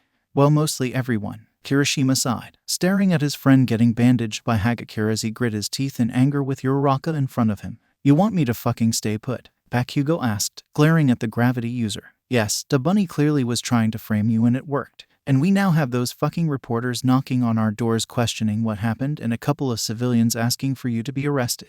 Uraraka let out a sigh in frustration, scratching her hair frantically, trying to think of a way to turn the situation around. Like how they will. I didn't do anything wrong. Bakugo growled out, knocking Hagakure's hand away as she applied the last bandage. We know you didn't do anything wrong. It's just hard to prove that you're innocent, bro. Kirishima replied, trying to reason with his friend. The only reason you're not in jail right now is because you're battered and there were already many explosions before yours already. If there were people who were actually recording the events, then we could have proven your innocence. But no one was, and I doubt Netsu would let us borrow his surveillance footage. Uraraka explained, pacing back and forth, making everyone in the meeting more nervous for her sanity. And how is me staying here going to help capture Deku? Bakugo growled out angrily. It's not. Bunny has shown clear interest in you and has actively tried to get you out of the exercise. He knows that you can take him out and that's why he wants you grounded. And he succeeded in doing that, Kendo answered, in annoyance. If we can at least get you to stay for a day and convince the media of your innocence, then we could have a chance of getting you back in the field and to capture Bunny. Ida explained their plan to Bakugo in a calm and rational manner, making Bakugo tisk. Fine, I will stay here and guard the fucking base while Ghosty and Jaws work comms. Bakugo growled out. Boom. Everyone paused in shock as the building shook again. Good luck with that. Kirishima sighed in frustration. Uraraka couldn't believe what she was seeing. A huge area of their base was caved in and a huge chunk of their food supplies were destroyed. How the hell is he blowing up everything? Kirishima sighed, lifting a torn-up bag of chips and tossing it away. I have no idea. And no one has reported seeing Deku yet, so he is either really skilled at hiding and running away, or there was already a bomb planted here. Uraraka explained, lifting rubble off the supplies with her quirk. Did anyone find anything? Kirishima asked. No, both Jiru and Shoji are searching the base thoroughly for any more bombs, though they haven't found any yet. Uraraka explained, glaring at the citizens taking pictures of them. Can you believe that they're still blame Bakugo for blowing up our building? Hagakure asked, scavenging what little supplies they had left. It was perfectly timed. Bakugo just happened to be at the two latest explosions and the citizens are sure it was him that blew up the bank. Juzo explained, sinking the rubble into the ground, clearing some of the area. Still, we can't risk losing any more heroes and we need Bakugo. Very few of us can pack a punch and Midori's durability is top-notch and I don't really think that I can hurt him. Hagakure explained, making Uraraka agree with her friend. Out of everyone, very few had actually ever defeated Deku, with Bakugo and Todoroki being the main rivals to the team. It doesn't help that I just realized Deku took out nearly everything we have. He has crippled us badly with these stunts, making sure we can't eat, bathe, and use the restrooms as much. Most of us didn't bring that much money, and Yaoyorozu, Ada, and Todoroki are the only rich ones. Uraraka groaned, reminded of the fact she is poor and would possibly resort to asking a friend for money, which hurt her pride as a good person. Yeah, and I doubt that Ada is super rich. And Todoroki doesn't seem like the guy to carry much money around in general. Hagakure sighed at the predicament they were in. What is Bakugo doing? I thought he was gonna help, Juzo asked, clearing the rest of the debris. Bakubro is currently watching the comms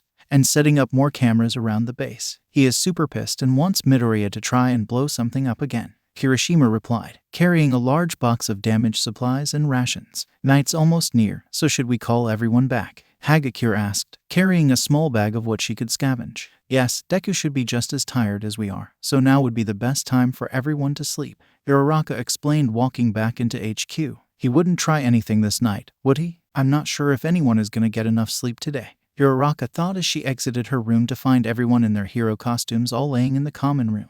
Oh, why is everyone in their costumes? Uraraka asked Kendo, who had her eyes shut, laying on the floor. So we can be combat ready if Midoriya decides to pull a stunt tonight. Kendo yawned out in tiredness. But shouldn't he be tired as well? Uraraka asked, confused about their plan. Hopefully, but given how he killed 6 of us and destroyed a bunch of places, we aren't taking chances, but hopefully we can all rest tonight. Kendo replied to Uraraka, opening one of her eyes with drowsiness. I see, and sorry for letting you deal with my leadership problems, Kendo. Uraraka apologized, sitting down next to her. It's fine, you were in shock and needed some room to breathe and think. If anything, I'm surprised to see you calmer now than a few hours ago. Kendo chuckled, making Uraraka blush from embarrassment. I am still in shock, but I need to lead as I was chosen for this role. I feel like I'm failing everyone, and it's frustrating me to the point where I thought of harming Bakugo or those stupid reporters. Uraraka sighed, rubbing her forehead from the headache she was forming. It's okay, that's why we are here to help. If you need time to think,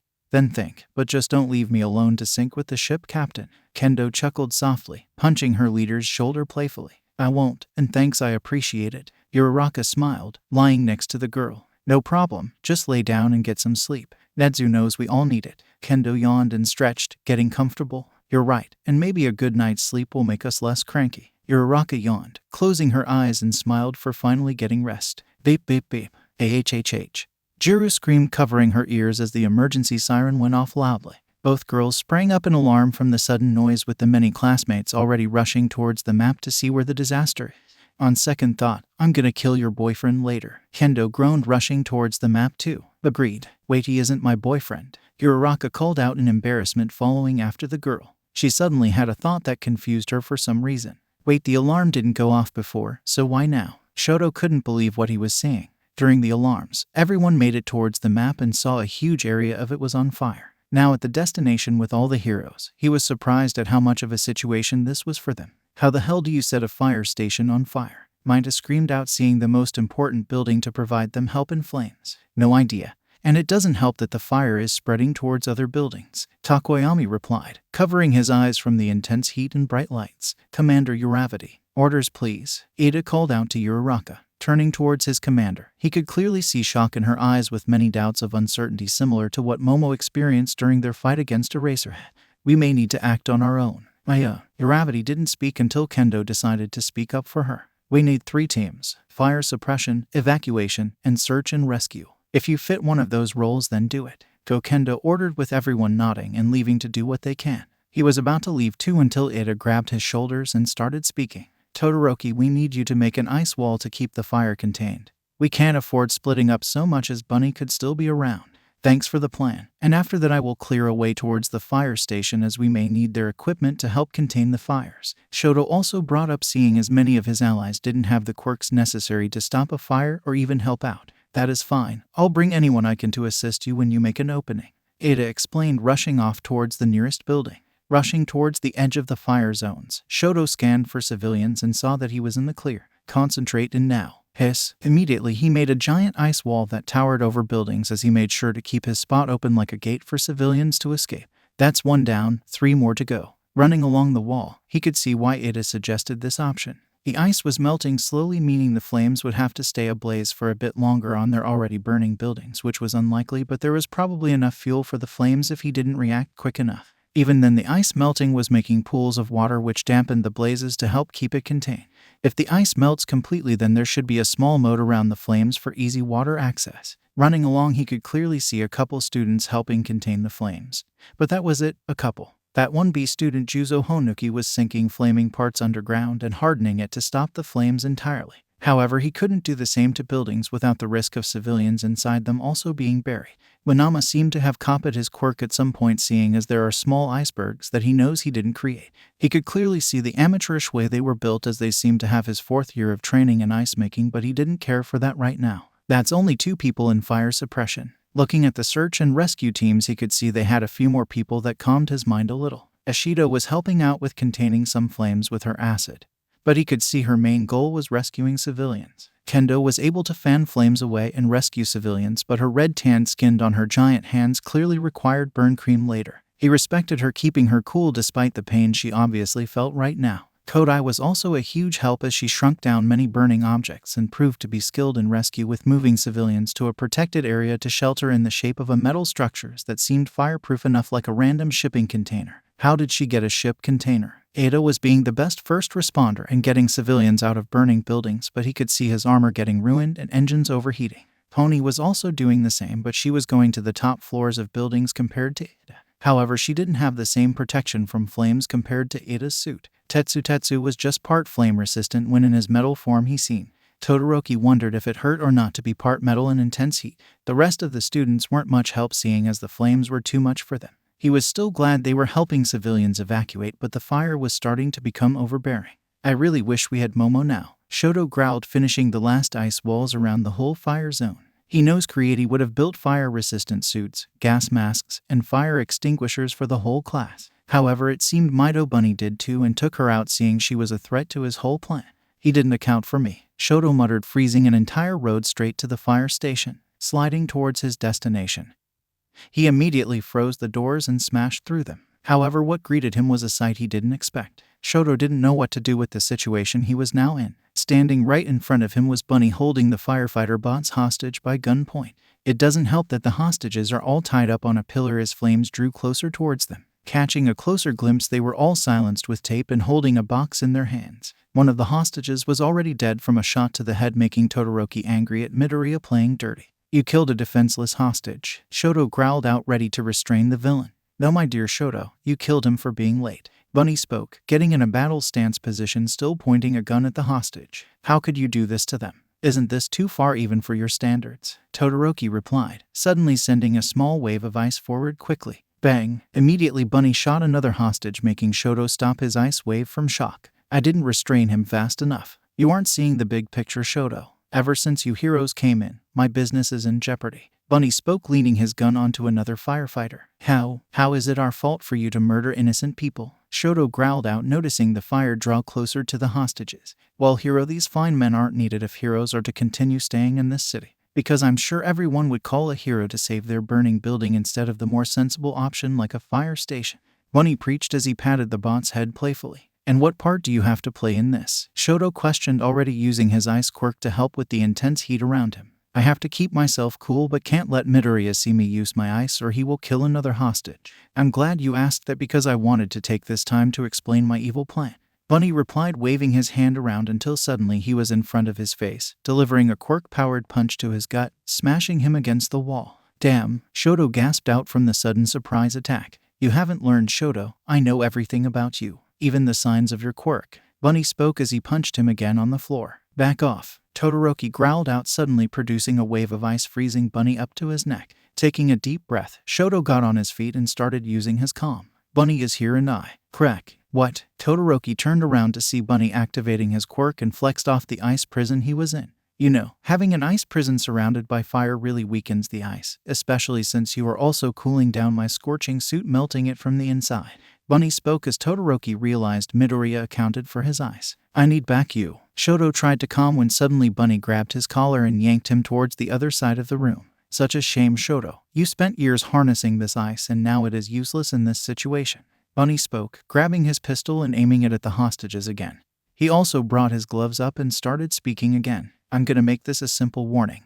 And you are gonna listen. Use your ice again. I'm gonna shoot a hostage, and my Air Force gloves will make quick work of any shields you make. Bunny threatened as he stood his ground with his finger on the trigger. Shoto didn't know what to do. If he used his ice, Midoriya would shatter it and kill the hostages. If he uses his fire, then he risks overheating and getting taken out of the competition.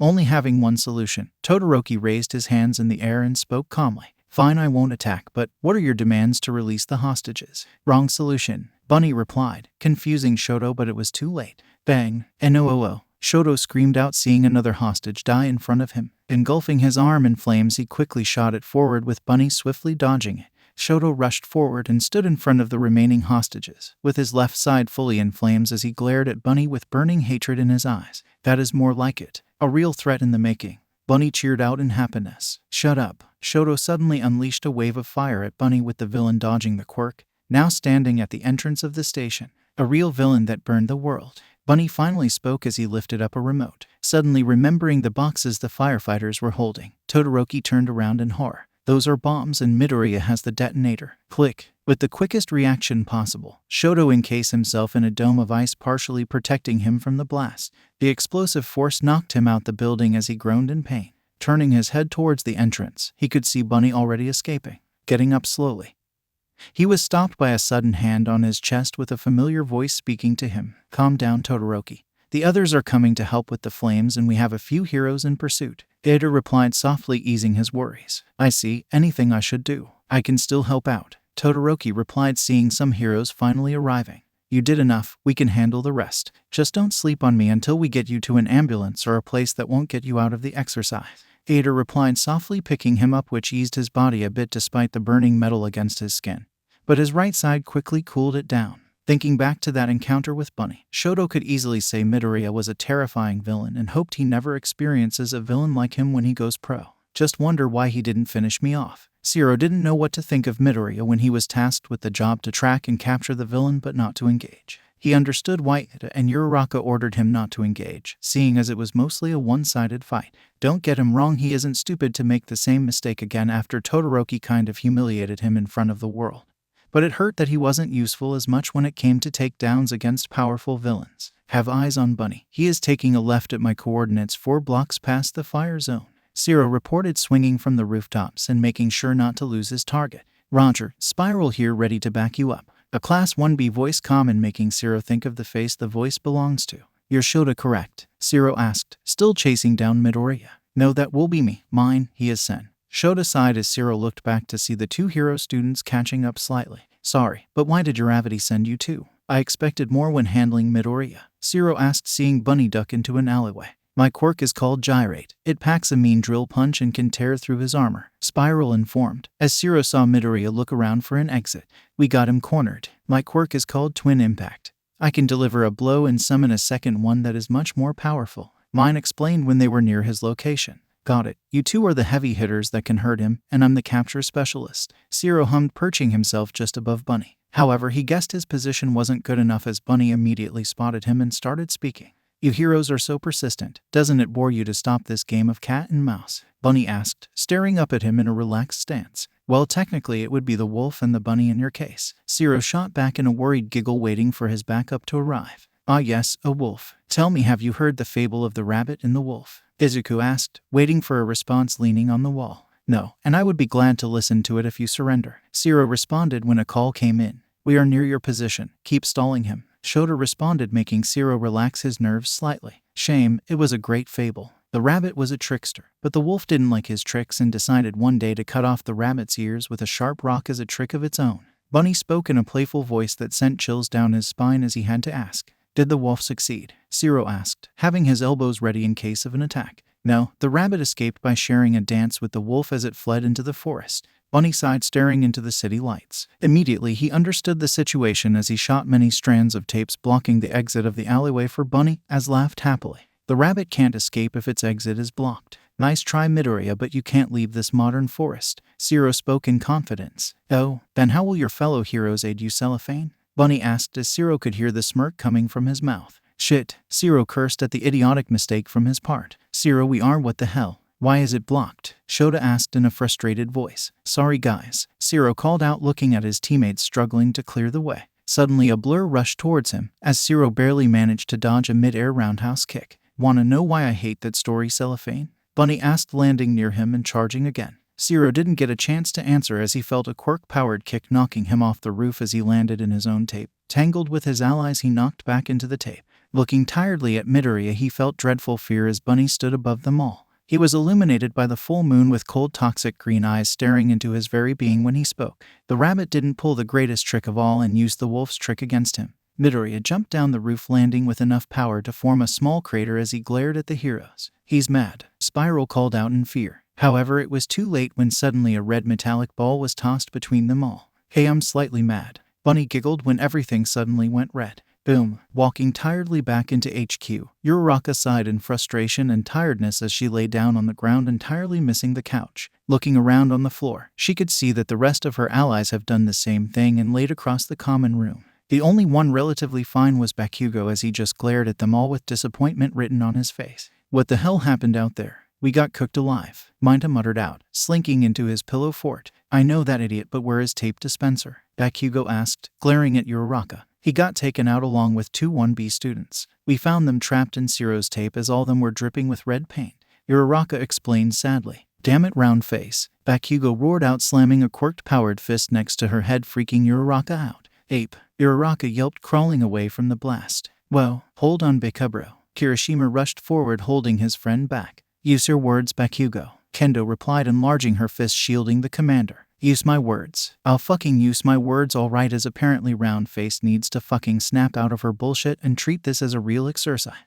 Bakugo called out in annoyance as he pointed at Uraraka. "Dude, she is trying." The Waste spoke out, defending their leader. "She isn't trying at all extra. She has been sitting on her ass and letting fucking Deku pick us off," Bakugo explained, furiously glaring at her leader. "Bakugo, she isn't." Before Kendo could finish, Bakugo spoke above her. "Don't defend her. Let Round Face speak for herself, as she is the one leading us to failure," Bakugo snarled, shoving the girl out the way until he stood above his commander. "Now I'm gonna say this once, and you better not give us some half-assed answer or I'll swear I'll blast you here and now." Bakugo spoke out, leaning closer to the gravity girl as she trembled in stress. "Do you have a plan for stopping Deku or not? Are you emotionally compromised? That way you can make some other extra call the shots until you get your shit together before you get us all killed," Bakugo called out aggressively. "Bakugo," Mina yelled out, glaring at the blonde hero student. They both stared at each other with unwavering determination as Bakugo forfeited and spoke again. "Whatever, I'm going back to watch the cameras. Just do something about Round Face and her stupidity," Bakugo growled out, walking away in annoyance. With Bakugo heading towards the cameras, everyone took a breath of relief from having things escalated towards a fight. However, Uraraka couldn't get Bakugo's words out of her mind as she thought to herself, "Am I emotionally compromised? Lady Uravity, while I don't agree with the way Bakugo expressed it, he does bring up a valid point," Ada replied, looking at her softly, as she could see the fatigue in his eyes. Suddenly she felt a tap on her shoulder, as Kendo was frowning at the ground instead of looking in her eyes. "Uraraka, we need guidance, so do you have a plan to help us?" I do." Before she could finish, Bakugo shouted out in panic. "Take cover," he roared out, blasting himself towards a few students as he pushed them out the way. Crash. The front entrance collapsed down as an entire school bus crashed into the hero headquarters, knocking back a few students. Sato, who took the full brunt of the damage, was knocked back into the far wall as he was officially knocked out for the match. Looking at the bus, the rear end was poking inside as it opened to reveal a face they were all dreading to see. "We are tonight's entertainment." Everyone was shocked to see Bunny literally knocking down the front door as stood in front of them all. "Midoriya is here," Kaminari gasped in horror. "Why did he crash into a hero base?" Setsuna asked in confusion. "Shut up and get him," Bakugo roared out, blasting forward when suddenly ducked as many bullets started peppering out the back. "What the hell?" a 1B student yelled in surprise as he and many other students dodged incoming fire. "Go out and kill them all. Have fun, heroes," Bunny cheered, walking deeper into the bus as suddenly armed robots started pouring out of the bus, all wearing bunny masks. "Find cover," Uraraka called out, ducking behind the couch, avoiding a barrage of bullets. Many students quickly took cover, but it seemed I Can't Stop Twinkling was taken out when a shot landed on his head. Red Riot and Real Steel hardened their quirks and powered through the paint rounds as they charged forward and smashed through a few robots, making them retreat in panic as they all fired more paint rounds. "Die," Bakugo yelled out, and he blasted many of the robots to junk. Soon enough, everyone was following his lead, with Ida roundhouse kicking a few heads off and quickly dodging more. Pinky skated through a group of robots, quickly melting them away with her acid. Shoto and Phantom Thief roasted them and made ice barriers to duck behind.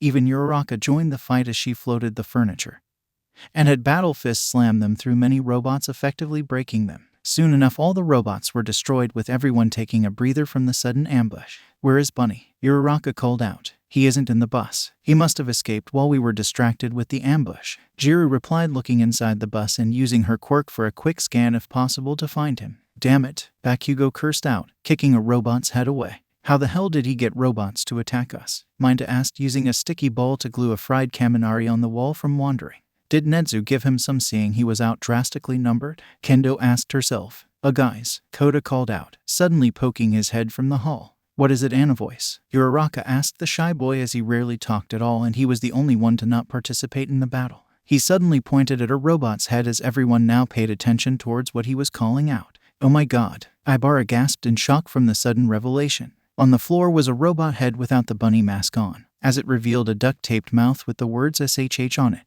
Looking around, Uraraka saw a few more heads without masks having the exact same words on it. Staring at the bodies, they all had guns taped on their hands with only the trigger free for the ability to shoot. Suddenly the revelation dawned on everyone, as they realized the mistake they just made. Uraraka was the only one to speak it out, as horror crept up on her. "We murdered a bunch of hostages," having her comrades guide the medics and police to clean up casualties. Uraraka stared at the massacre they made and shivered, imagining this scenario in real life. All she could imagine is corpses covered in blood and scattered everywhere. "I'm no hero if I resort to murder. Lady Uravati, what should we do about the press coming in the afternoon?" Ada asked softly, as he was sleep-deprived and mourning for the lives he has taken.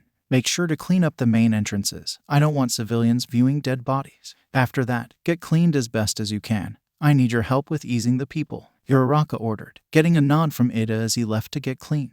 "You should freshen up too," a voice spoke up, startling the girl, as she turned around and was met with an orange-haired girl. "Kendo?" Uraraka asked, surprised by the sudden visit. "I'm saying you should freshen up too. You are representing all of us in this and we can't have you dirty and sweaty," Kendo replied, pointing at her costume. Looking at her own costume, she could see Kendo's point, as she was covered in filth from a day's worth of work and soot from the fire. Not to mention the few tears and scorch marks she had when she was rescuing and surviving the events Deku did. "Yeah, I see your point." Uraraka chuckled nervously, seeing this wasn't admirable for a leader to be filthy. "Come on, I have some deodorant," and Kendo didn't get to finish when suddenly Setsuna rushed in the door in a panic. "Get down here now," she ordered, pulling them both along. Uraraka was dreading what she might encounter, and could only hope it wasn't something to do with Bunny. With Uraraka finally showing up, the students now examined the fake news broadcast showing up on screen. "What is that?" Uraraka asked, confused about why the news broadcast was live and only showing a bunny symbol with a countdown on it showing a minute left.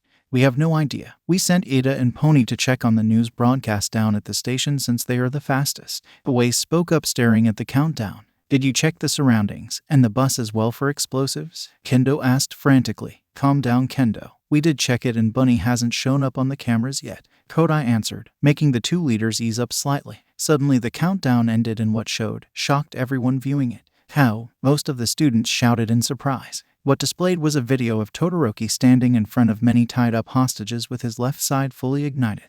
"Wait, they are all still alive. Release the hostages, please. We can work some sort of a green." Bunny didn't get to finish as the hero yelled out. "Shut up," Todoroki shouted, glaring at Bunny as he unleashed a wave of fire at him, making the villain dodge. The camera was just out of view when suddenly it focused on Todoroki encasing himself in ice, followed by an explosion. "He edited the video," Todoroki replied in shock. "What, how?" a mushroom girl student asked. "He didn't try to reason with me at all, and most of the hostages were dead. Also, the ending didn't show Midoriya activating the detonator," Todoroki explained, remembering every detail about his encounter with Bunny. However, the video wasn't done there, as it showed CCTV footage of Todoroki encasing the burning city with ice walls. Many civilians were panicking, trying to find an exit, when suddenly Bunny went down and smashed a hole in the ice wall, allowing the civilians to flee. "He was helping civilians?" Kendo asked in surprise about this odd behavior. Next it showed Bunny and the tied-up hostages, as it was very noticeable they didn't have tape around their hands. "He edited the video again," Kirishima called out in frustration.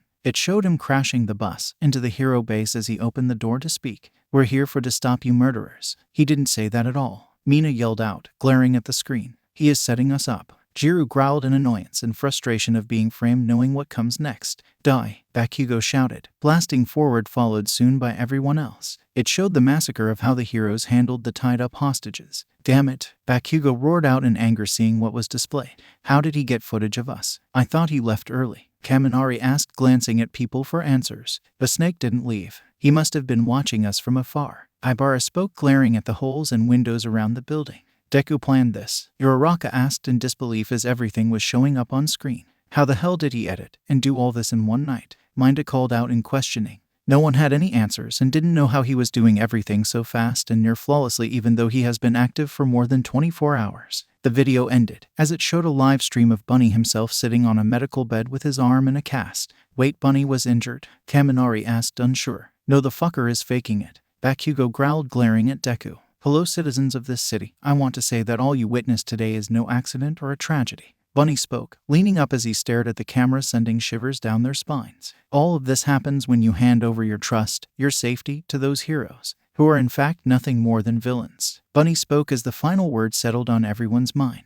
He is trying to get us framed. Ida cut the broadcast. Kendo ordered in hope that this plan wasn't going to succeed. Those heroes wield more power than anyone in the city, and they claim it in the name of peace and justice. Bunny chuckled to himself in a maddening way. Ida, Pony, cut the broadcast, Uraraka begged, seeing Deku continue his monologue.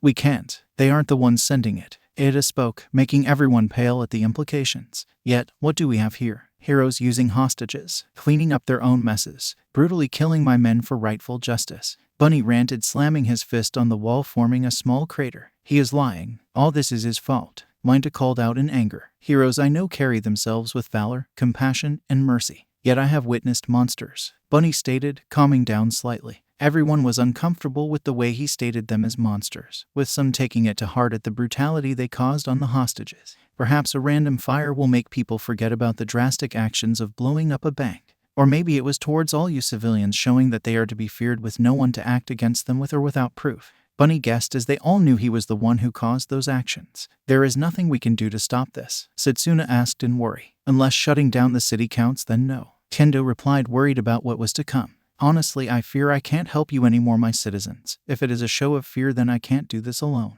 Bunny sighed as he looked down in sorrow. What? Many of the students called out in questioning. Is he giving up? Kaminari asked, unsure of what was happening. No, the king is calling to arms, Takoyami replied as he glared at the video. Our city is on the verge of destruction, so I ask you, now that you aren't in the dark of what is going on with these heroes, when those next lives are taken, who do you choose to fight with? Bunny asked, shutting off the camera, making everyone hesitant to speak out about his speech. Uraraka felt terrible, as she stood there thinking to herself, how do I stop Bunny? Beep, beep, beep. Suddenly the alarms started sounding off, knocking the heroes out of their stupor and into action. What's the situation? Where is Bunny? Uraraka asked as Ryuko was on the computer. This can't be right, Ryuko muttered, checking again. What can't be right? Uraraka asked, already feeling dread in her bones. Suddenly the screen changed to show the entire city as multiple red dots appeared scattered across the many areas. We have riots all over the city. Groups of civilian bots are on a rampage, rushing towards his destination. Shoji tried to comprehend what just happened to his team. They had numbers, resources, and experience with other villains to prepare for this exercise. But somehow Midoriya, or Bunny as he calls himself, proved to be a real threat. He crippled everything about them in just a couple of days, and now they have to struggle just to prove him wrong. Even now, he had the upper hand and lost nothing of value to him as he gained more power throughout the city. Doesn't help that he forced our hands and divided us all, as now we can't back each other up easily. However, despite all this, he couldn't blame it all on Midoriya, as his commander was equally at fault. She is compromised and not leading this investigation properly, despite their extensive training, and that they haven't been taught how to fully start an investigation yet. They all had a general idea of how to start one when they start off. We are supposed to ask for police help, and have a crew solely for investigation too. If they had police on their side, they could have had some breakdowns on where Bunny was, but Uravity never asked for their help. Even then, if she assigned one group to investigate the killer, then that's more useful resources being put to use. Heroes are supposed to have actions and reactions. It was a simple concept. Villain strikes, then you react and do something to stop it. However, if a villain is hiding, then you act and investigate it. Don't wait for them to strike again. We have only been reacting to Bunny's attacks, and that's it. He wanted to confront Uravity about how to run her agency, but then he realized she wouldn't be able to act appropriately for her being compromised. which was why he was leading his own investigation with the info gatherers. See anything suspicious, Hagakure? Nope, I'm searching through the city map of his latest attacks and see no patterns yet. Invisible Girl muttered on comms. Why not access the city cameras? And a voice spoke shyly on the line. Blasty is hogging the cameras and watching around base, and he is an idiot since those cameras search throughout all traffic areas. Mudman growled as he could hear papers shuffling.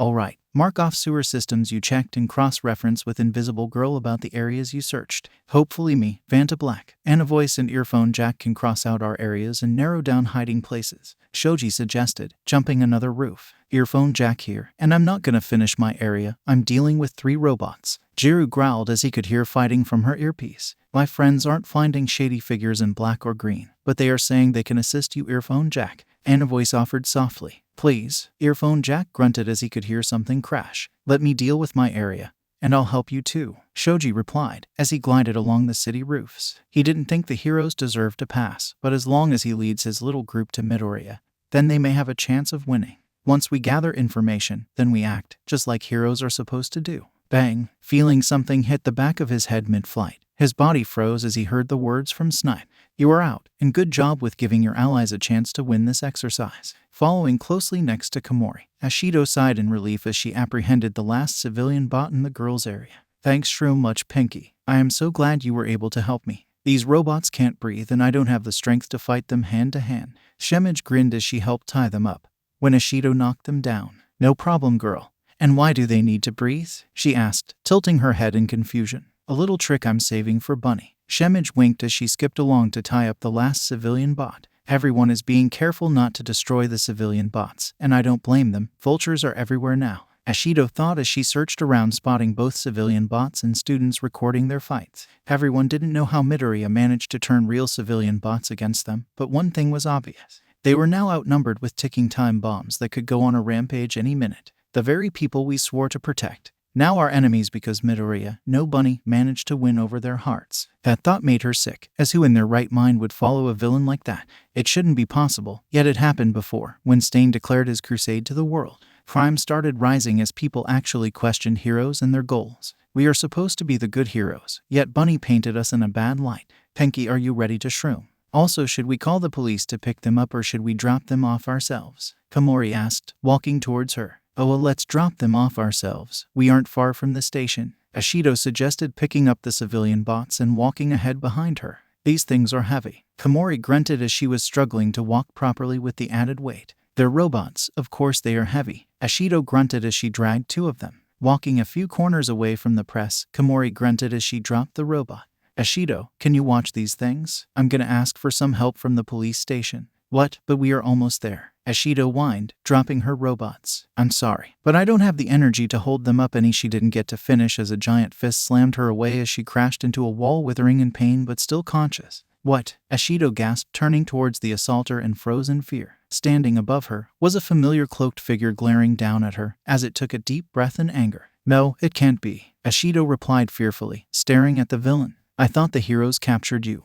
The giant villain lifted his hand and started bringing it down rapidly with no one to save her. I don't want to die. Bang. You are out. Better luck next time. The voice of Snipe spoke, making her go wide-eyed as red splatter started running down her head. Sorry, Pinky, but you were in my way. Bunny spoke, holstering his gun and walking towards Komori, about to pass out. Wait, what? Where is the giant villain? Don't worry, Pinky. I'll call for Komori didn't even get a chance to call for help yet, as Bunny rushed towards her and kicked her against the car again. Let's not ruin the surprise yet, as I have better plans for you. Bunny chuckled as he grabbed her by the neck with one hand, strangling her, as he ripped the earpiece off and crushed it in his other hand.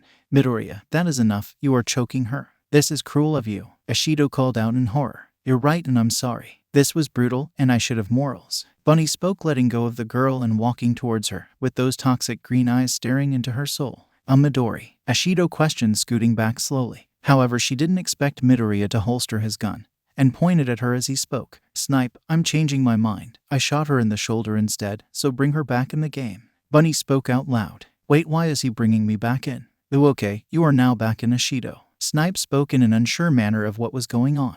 You say I'm cruel, Pinky. The world is cruel, and the only morality in a cruel world is chance. Unbiased and unprejudiced, and I should know, I drew the short end of the stick many times. Bunny chuckled, pressing the paint gun against her heart and digging in his pocket.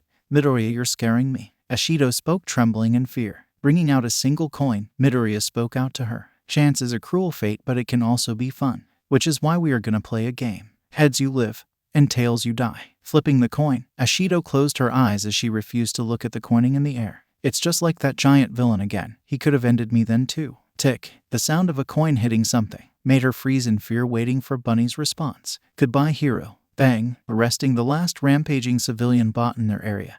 Uraraka sighed in disappointment from the news she heard from her teammates. So Bunny shot Shoji, and Mina, and Komori is missing from the last few hours, Kirishima reported, making Uraraka pinch the bridge between her eyes in frustration. Let's just patrol. I need to gather my thoughts, and there are still rioters on the loose, Uraraka stated, walking away from the police bots to continue her patrol. Looking around to focus on something else, she could see many students parting away as Uraraka looked at herself in disgust. I look filthy with soot and sweat all over me. Uraraka, are you okay? Kirishima asked, walking beside her. Honestly, no, I feel like shit, Uraraka muttered out, glaring at a few gossiping crowds. Yeah, that's understandable. Madabro doesn't let up and is relentless. With everything going on now, it is hard to be fine. But I'm sure you will lead us to victory in the end, Kirishima spoke, giving a big grin towards the girl in an attempt to cheer her up. Uraraka turned towards him with a frown as she spoke up her opinion. That's the thing, I don't want to be a leader. What? Kirishima yelled, making her wince for a second. Kirishima, please keep it down, Uraraka ordered, rubbing her ear softly. Sorry, I just didn't expect you of all people to say that, Kirishima said, putting both arms behind his head as they continued patrolling. I know, I didn't either, but a lot has happened these few days and I'm not sure anymore, Uraraka admitted sadly. Want to talk about it? Her red-haired friend asked, looking at her, not sporting a smile but a genuine look of concern. Not really, but what the hell? Uraraka sighed out as she tried to think about where to start. Take your time. I don't see any immediate crimes around here, so no one to interrupt you, Kirishima replied, giving her a soft smile. Thanks, I just think what Bakugo said is true, Uraraka stated, making Kirishima confused. About what? Kirishima asked, as his friend said a lot of things. I think I'm emotionally Uraraka didn't get to finish as something bumped into her side. Ape. A small voice was heard, making both heroes turn towards the new arrival in shock. Eri. Both students called out at the familiar little girl. Laying sprawled on the ground was a 7-year-old girl with very light blue hair. She wore black pants and boots, but the most abnormal part of her whole dress was the words on her shirt.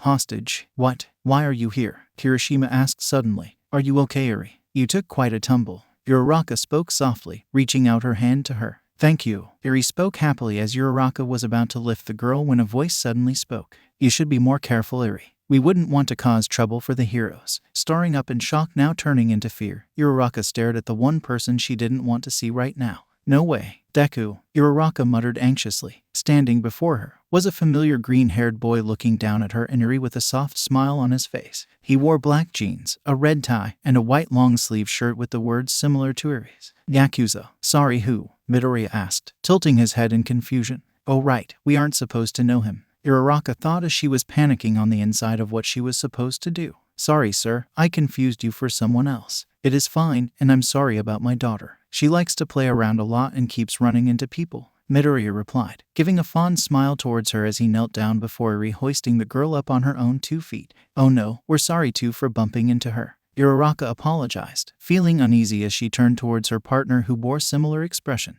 I appreciate the help, and it's my first time seeing heroes around these parts. Are you new perhaps? Midoriya asked, raising an eyebrow at the 2 heroes. Yeah, we're the new heroes, so we're pretty nervous, right, Red Riot? Uraraka asked nervously towards her partner. Right, Kirishima growled, glaring at Midoriya. Something the matter? Midoriya asked, looking half-heartedly at Kirishima. No, the redhead replied, still glaring at him. Come on, Eri, let's go. Izuku spoke softly towards the girl. Uraraka was about to let go, until Eri whispered to her softly, Stay with me, please. Feeling conflicted, Uraraka turned towards Midoriya and spoke nervously as she wrapped her hands around Eri. Sorry, sir, she doesn't seem to want to let go. She just gets attached to good-hearted people easily, Midoriya replied, petting the girl's head softly. She has a shirt that says hostage. People don't usually wear that, Uraraka stated, giving a glare towards Midoriya as she pulled Eri closer and away from his grasp. We were playing a game of heroes and villains with 2 more of my friends. Suddenly time flew by and we forgot to take them off as I had a business meeting I was supposed to be at,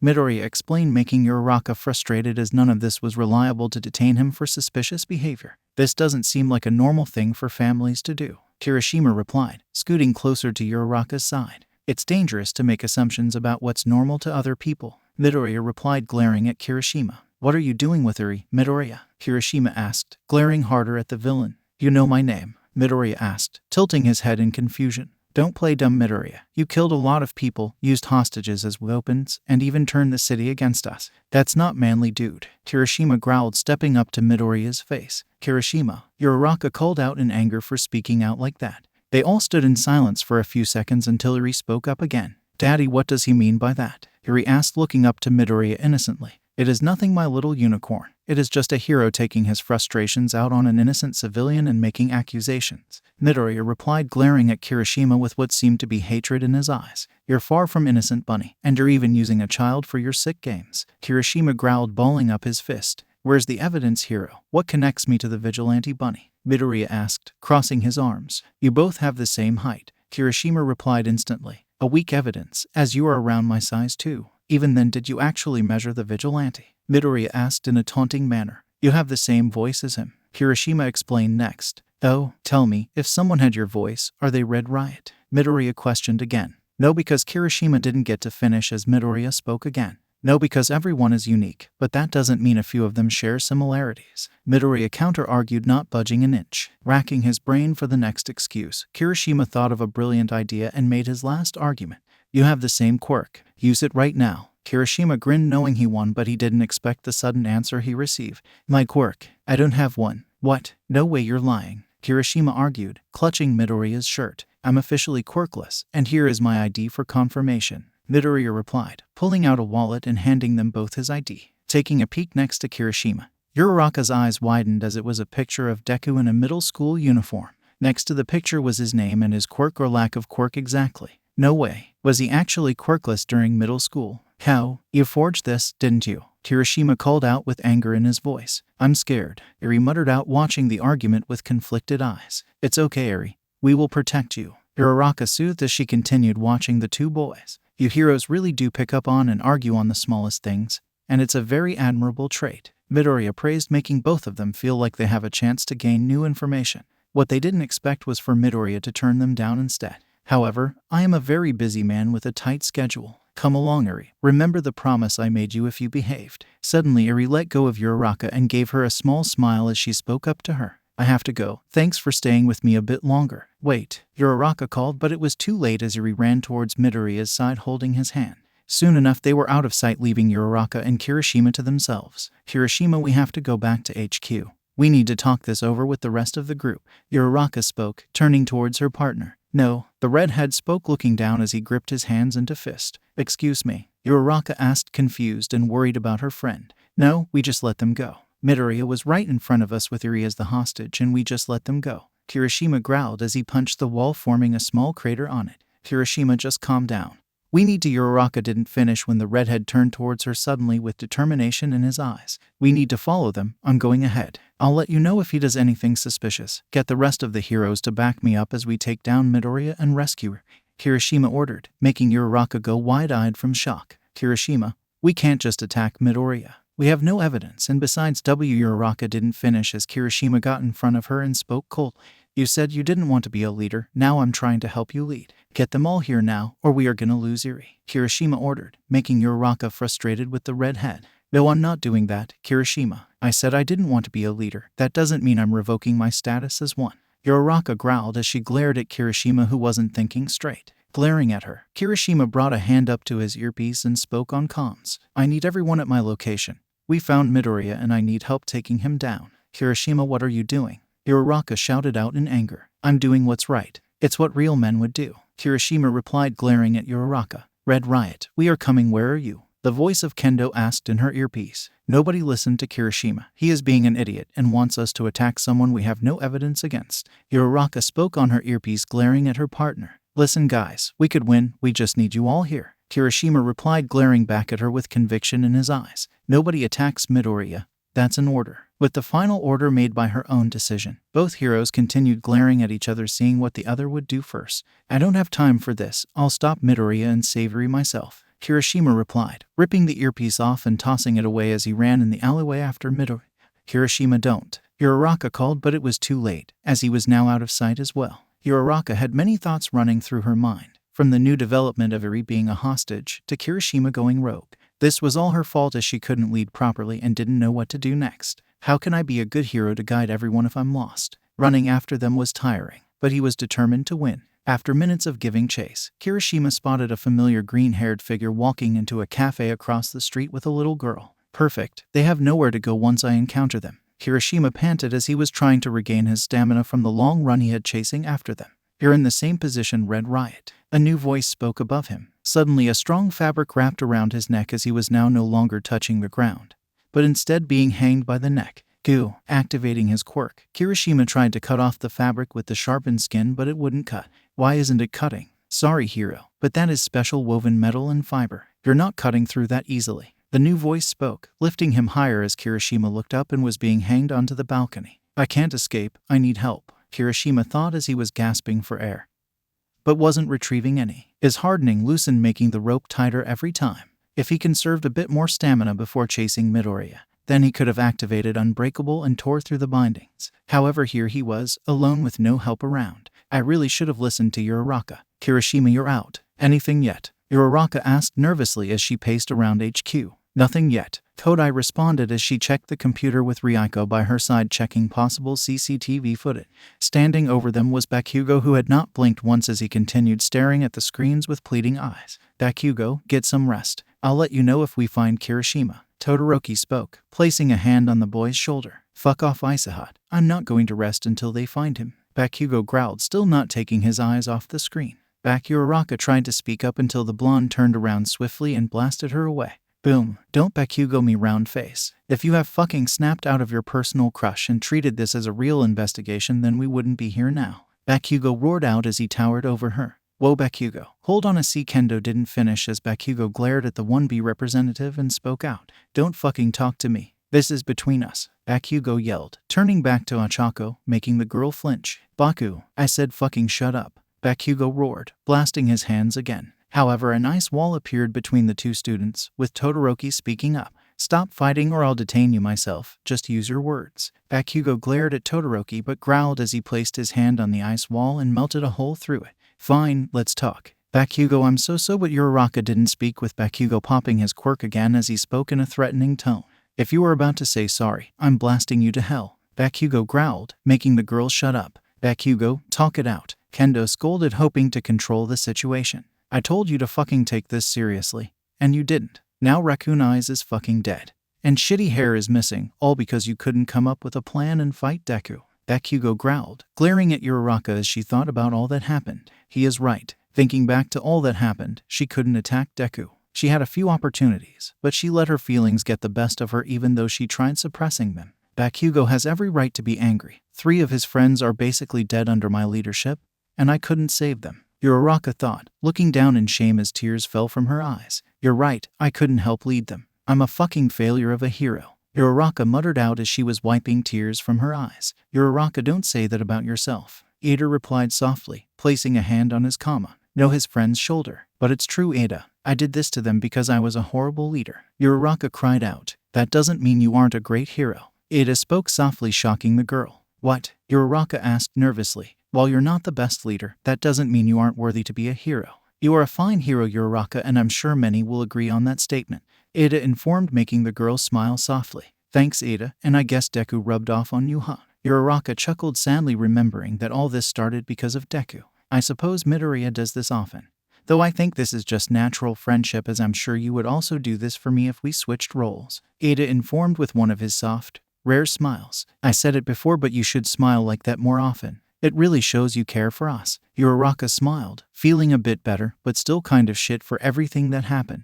I have no idea what you are talking about. I smile all the time. Ada spoke in an offended mood while still smiling. Taking a deep breath, Uraraka turned towards the blonde Pomeranian that didn't interfere with her breakdown and called out, Bakugo, what round face? Bakugo growled, still glaring at her as he was still rightfully pissed. You were right, as I am emotionally compromised, so I ask, can you take my place as leader? Uraraka asked nervously towards the blonde. I don't want the cheap promotion.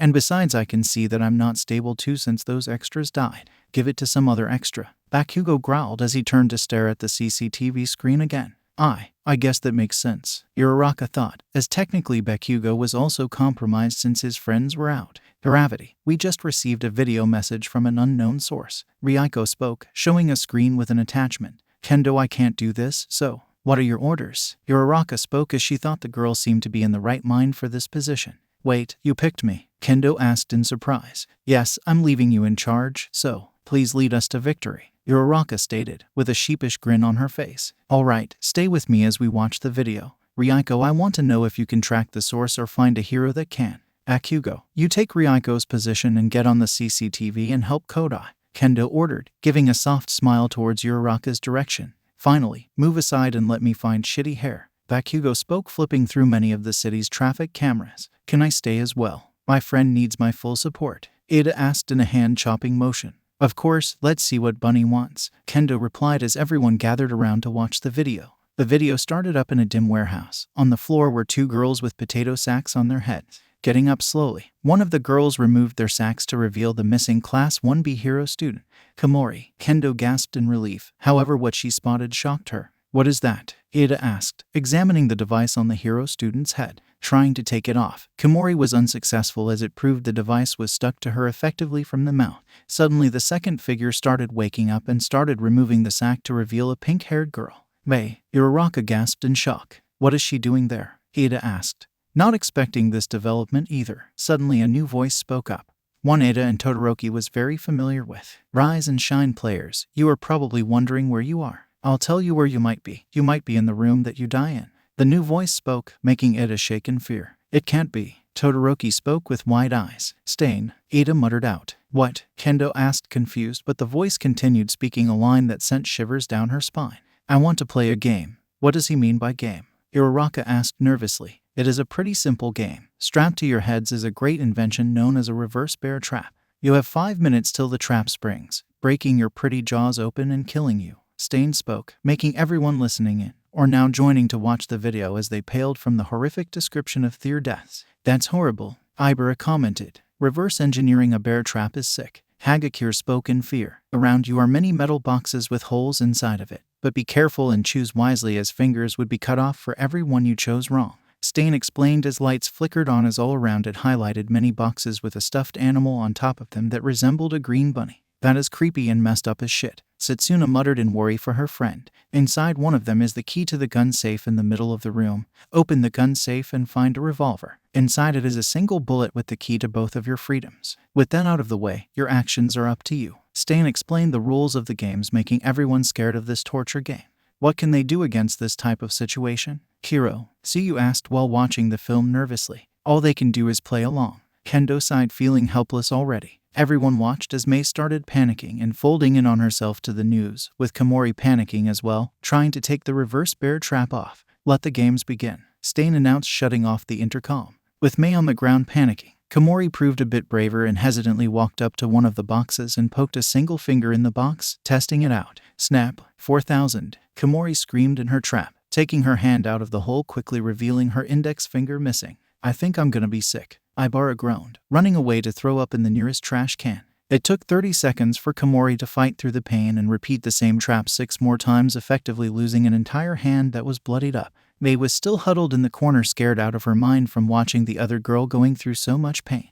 Reaching the last box with 2 minutes to spare, Komori hesitantly put another finger in and found it didn't snap. She found it. Setsuna cheered, happy to see her friend go through no more pain. Though the game isn't over yet, Kendo replied as her eyes narrowed in suspension. Grabbing the key inside, Komori rushed towards the gun safe and hesitantly picked up the gun that was in fact a revolver. Like I said, these next actions are up to you, Stain repeated as he turned back the intercom. He isn't suggesting for Komori to shoot Hatsum, right? Hagakure asked with a shaky voice. No, it can't be, he said. Oh god, it was literal. Kendo panicked, watching the screen again. Komori pointed the gun at Hatsum and made sorrowful eyes as she muffled out. Imimura, why? Bang. What they didn't expect was for the gun to malfunction and shoot Komori in the face as she dropped the revolver from panic. Komori was too busy wiping the red blood off her face that she didn't notice Mei picking up the gun and hesitantly opening it, checking the contents. What spilled was a used bullet shell, in the slot next to it a single key. The key was inside the gun, next to the malfunctioning bullet, Kendo replied as she saw her friend finally caught notice of her blunder. Taking the trap off, with a minute to spare, Mei was finally free and glaring at Komori. You are a hero and you tried to kill me. Komori panicked,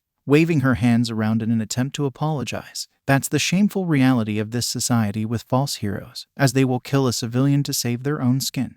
However, Hatsum, now that you have her key to freedom, what would you do with it? Stain asked in an intrigued voice as Hatsum continued to glare at the hero. Komori's eyes widened at the scenario that just played out and was sweating in panic. Why don't you die, you fake? Hatsum spoke in anger as she threw the key across the room and walked away. 5,000. Komori panicked, rushing to find the key in the dark with only seconds remaining. Most people are so cruel with the gifts they have, but not you, not anymore. Stain spoke softly as Komori was still panicking in the dark with 6 seconds left. 11,000. Komori screamed throughout the warehouse as the clock reached 3 seconds left when Stain announced before cutting black to a different screen. Game over. Working on the latest incident with Uraraka and Ada was proving more difficult by the moment. Ada was basically closed off ever since he heard Stain's voice and refused to speak about it with anyone. Kendo asked Uraraka only to learn not to pry, as apparently his brother was crippled by the serial killer. Uraraka was a bit better with the stress of leadership off her shoulders, but she wasn't completely fine as guilt still swarmed her. Their only friend Todoroki was basically spending most of his time trying to make them feel better, which she can respect. Bakugo was still busy with the CCTV and hadn't moved from his spot, with only Kaminari coming by a few times to check up on his friend.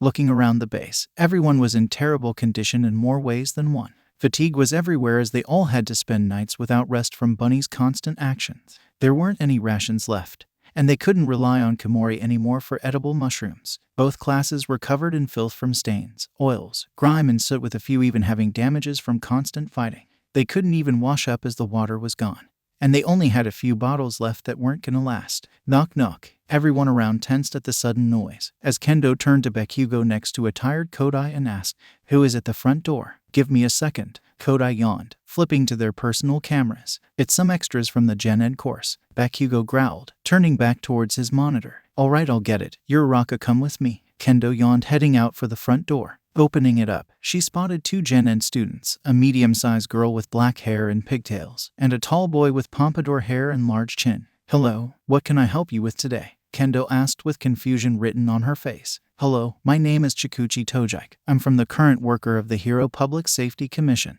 The girl responded as she bowed towards them in a kind manner. "I'm Tsutsutaka Agoyamato, and I'm a worker for the city council." The tall boy bowed similar to the girl. "Oh, how can I help you today?" Kendo asked, growing more confused and worried if this was part of the test. "I'm sorry to be the bringer of bad news, but you are all currently going to be shut down in 2 days. Tsutsutaka announced, giving a stern glare towards the heroes. "What?" Both Kendo and Uraraka yelled out at the same time. "It's as he said, your agency is being shut down."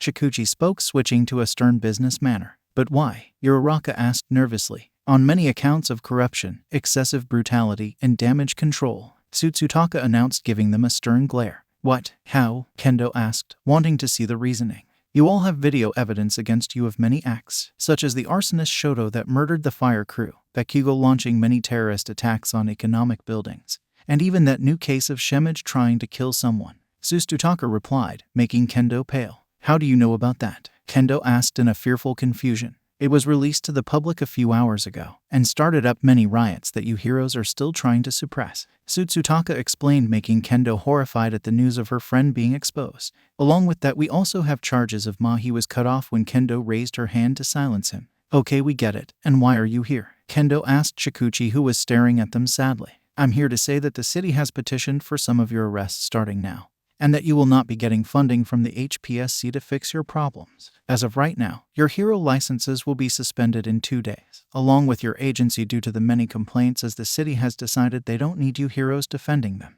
Chikuchi explained, leaving both Uraraka and Kendo shocked by the news. "A city with no heroes?" Uraraka asked nervously. "If that's what the city has decided, then so be it. If you choose to remain in the city and continue hero work past the 2-day mark, then it would be by your hands, as you will be labeled as vigilantes." Chikuchi explained, much to Kendo's shock. "With the HPSC having no more part in this city, you won't get paid for doing hero work. However, you can still help people with your quirks, and if the people accept you, then all right.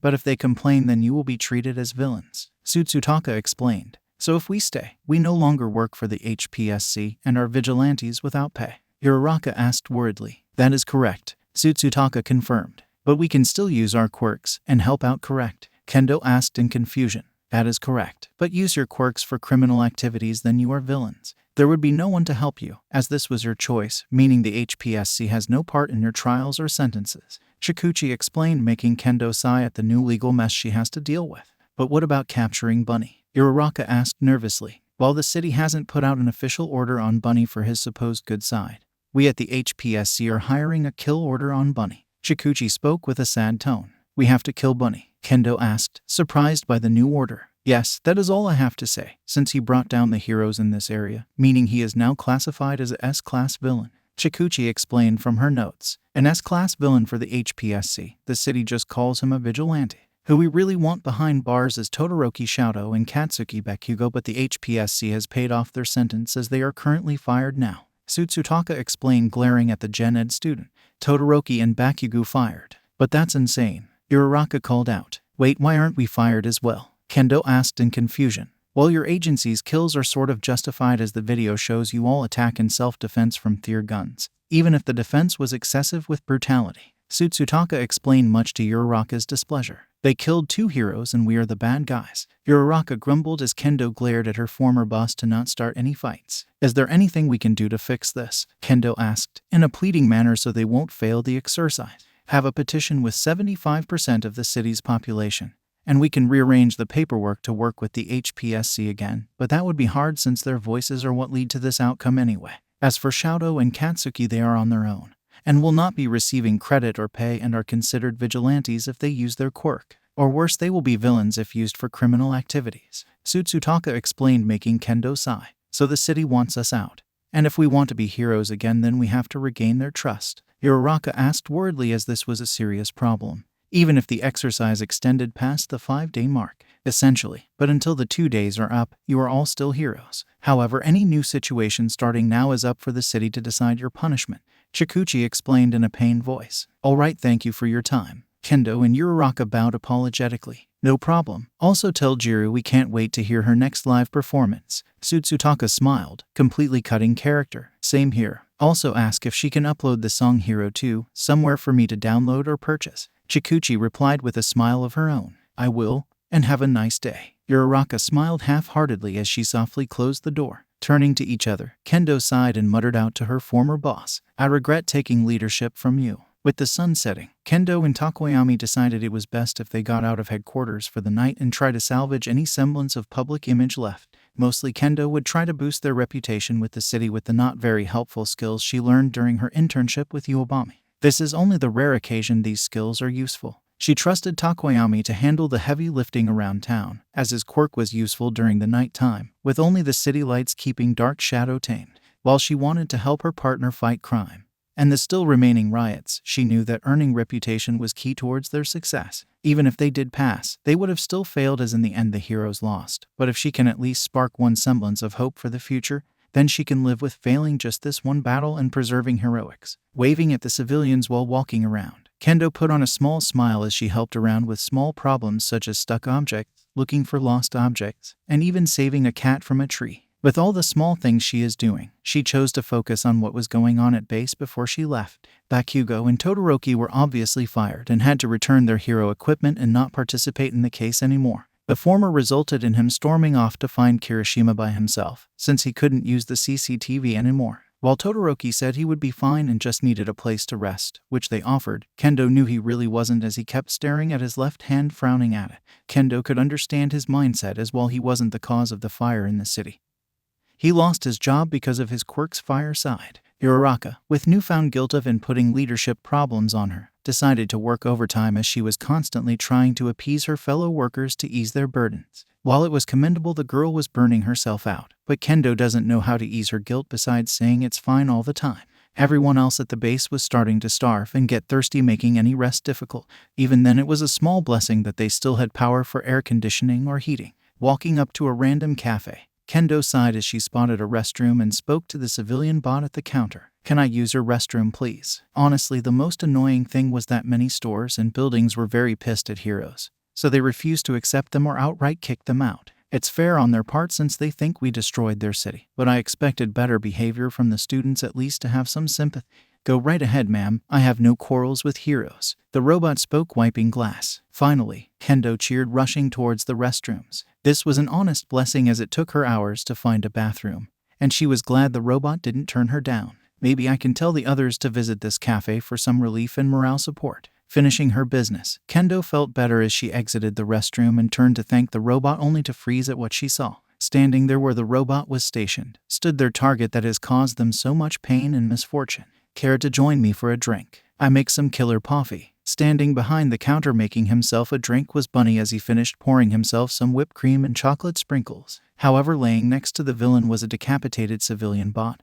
That invited her in first. You monster, you killed another innocent civilian. To be fair, they were dying anyway from messing up the order for some candy apples. The villain shrugged, sliding a coffee towards her. I'm not drinking this, you villain. It doesn't belong to us. Kendo growled, enlarging her fist ready to fight. Technically, it belongs to me as I still paid for my drink before I killed him, so do you still want it? Bunny shrugged, leaving a confused girl for the villain, not making any attempts to attack at all. No, I don't fucking want it. I'm taking you down, Bunny, Kendo announced, charging forward as Bunny set down his drink before she captured him with both her enlarged hands. I have a question, Battle Fist, Bunny asked as she lifted him in the air. Save it, Bunny. You should be glad I'm not following the command to kill you, Kendo huffed as she was still confused why Midoriya wasn't struggling. Also, they finally issued a kill order. Interesting, Bunny spoke, confusing the girl more as he was too calm. This is Battle Fist. Takoyami, come help me with Bunny, he is with me. She finished when suddenly Bunny spoke above her with a new voice. Actually, he is with Bakugo. Suddenly the world faded around her, capturing another rioter and handing them towards the police. Takoyami sighed as he was getting tired again. He was about to jump up to the rooftops and head towards the alleys again when a familiar voice calmed in. This is Battle Fist. Takoyami, come help me with Bunny, he is with me. Roger, I'll be there swiftly, Takoyami spoke, heading towards the last destination she communicated towards him during her patrol route. Heading towards the street with Dark Shadow carrying him. What he saw shocked him again. Run, false hero. No, they're a villain. Kendo was walking in the middle of the street carrying two firearms as she was firing at any moving targets. Laid around her were many civilian bots and students covered in red, as Kendo kept firing randomly through crowds of civilians. Battle Fist, what are you doing? Stop, Takoyami yelled out, as he summoned Dark Shadow to apprehend his leader. Suddenly something hit the back of his head as a new voice called out towards him. Takoyami, you're out. Shocked, Takoyami landed safely on the ground as he put a hand behind his head and felt red pain. What? Kendo is in front of me? How? Looking around, he saw that the civilians were finally gone when suddenly a new voice spoke above the new silence. Stop. Turning his head, he saw Bunny approached Kendo with a few cups of coffee as she turned to face the man. What is going on? Excellent work, Battle Fist, but I'm afraid your time is up, so before I leave, shoot yourself in the head, Bunny ordered, confusing Takoyami as his eyes widened when Kendo raised the gun to her head. Bang! Searching the outskirts of the city, Bakugo growled as he marked off another abandoned building off his cheap knockoff map. Damn it, this is taking forever, Bakugo growled, walking along the less empty streets. He knew his idiot was dead and that it was pointless to get his hopes up.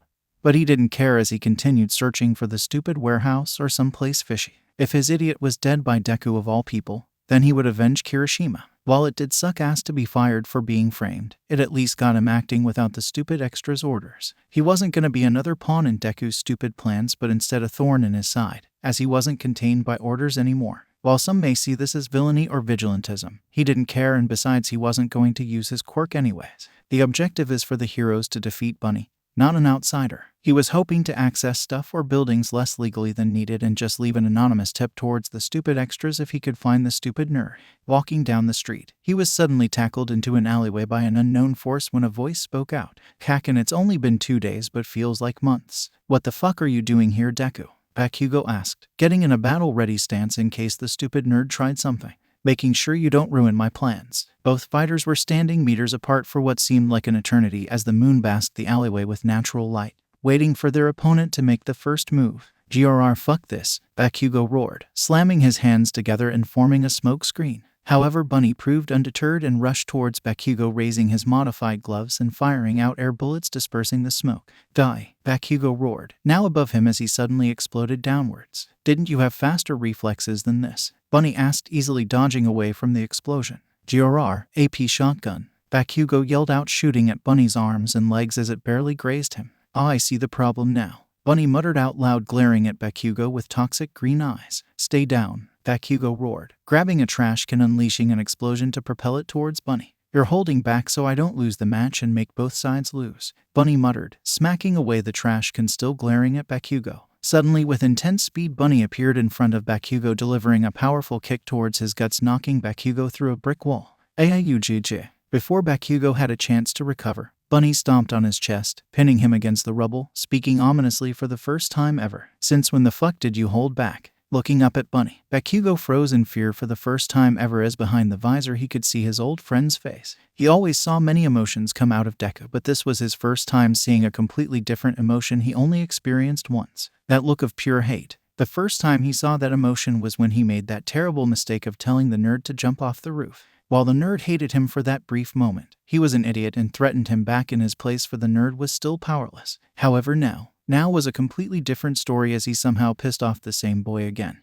But this time he had the power to back up his hate. Deku. Before Bakugo could speak, Bunny stomped again, knocking the air out of him. Feeling a tug on his leg, Bakugo felt his gravity shift when Bunny suddenly swung him through another wall. Having little chance to counter, Bakugo called out his one move and acted quickly against the incoming villain. Stun grenade. Bakugo roared out, combining his hands together, and performed a flashbang of blinding light and deafening noise. However, Bunny proved undeterred as he completely ignored his attack and accepted temporary blindness, tackling Bakugo against the wall. Get the fuck off, Bakugo yelled, blasting Bunny's sides, but the villain still chose to ignore the pain as he backhanded Bakugo, knocking him through a window. You really want to hold back from me now? Didn't you want to pummel me through the dirt and have me all to yourself? Bunny growled, jumping on top of Bakugo quickly. Ayayujj. Bakugo screamed as pain shot through his entire body from the sudden beatdown.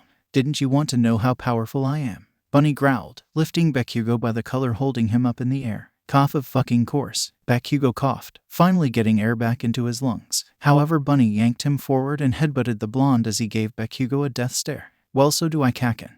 And you better make damn sure you defeat me this time, as if you don't, then I'm going to kill all hope. Deku, Bakugo muttered weakly, as he never expected to see this side of Deku.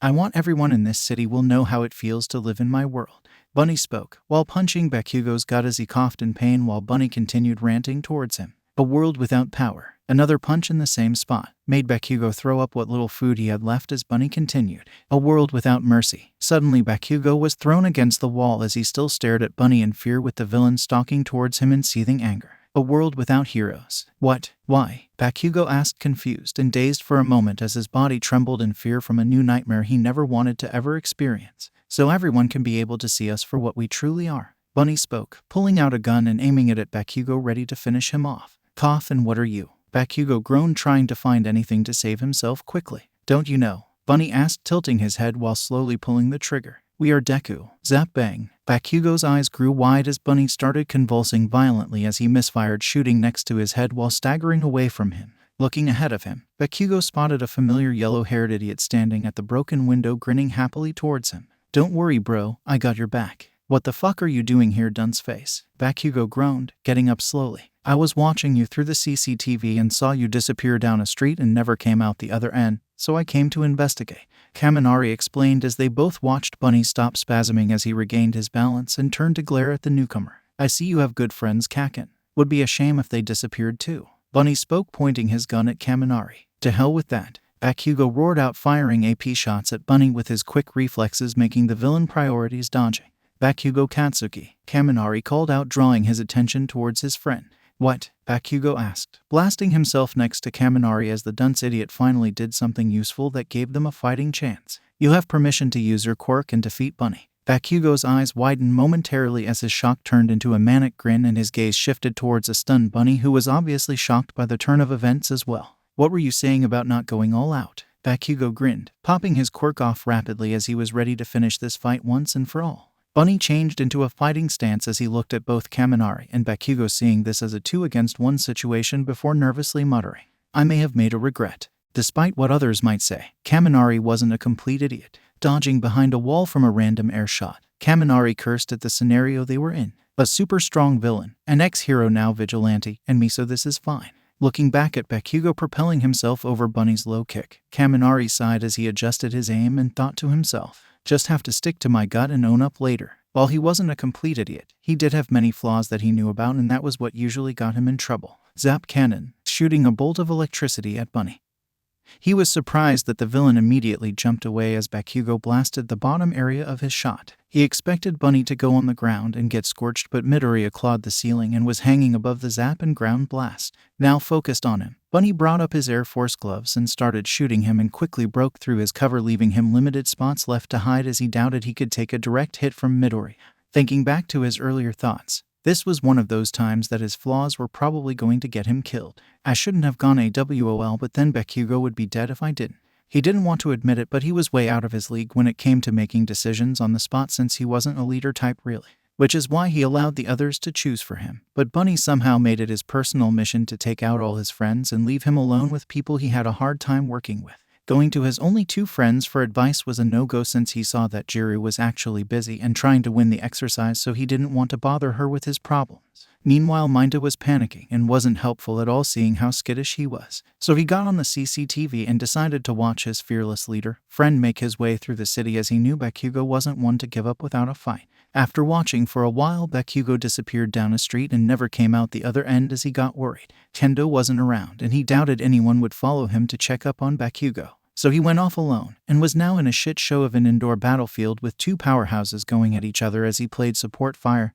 Yet the worst part was he lied to Bakugo, as he has no safe or quirk use since he ran off on his own. Sorry I lied, bro, but I just don't want to lose any more friends. Flame wheel, Bakugo shouted, bending sideways as he spun around with a quirk-powered propulsion, making a wheel of fire towards Bunny. Stomping the ground, Bunny made a concrete barrier protecting himself as Bakugo collided with it, shattering the slab of concrete. Kaminari aimed his quirk ready for the dust to clear for a shot, hoping to end this battle and save his friend, because he chose friendship above orders. Even if I call for backup now, the others might not come and save us since they have no orders to help. However, there was nobody to zap on the other side of the smoke. Where is he? Shit below you, Bakugo called out, seeing a hole under the rubble. Except it was too late when the ground rumbled beneath him, when suddenly he felt his leg get grabbed from the floor as he was pulled down to the sewer system.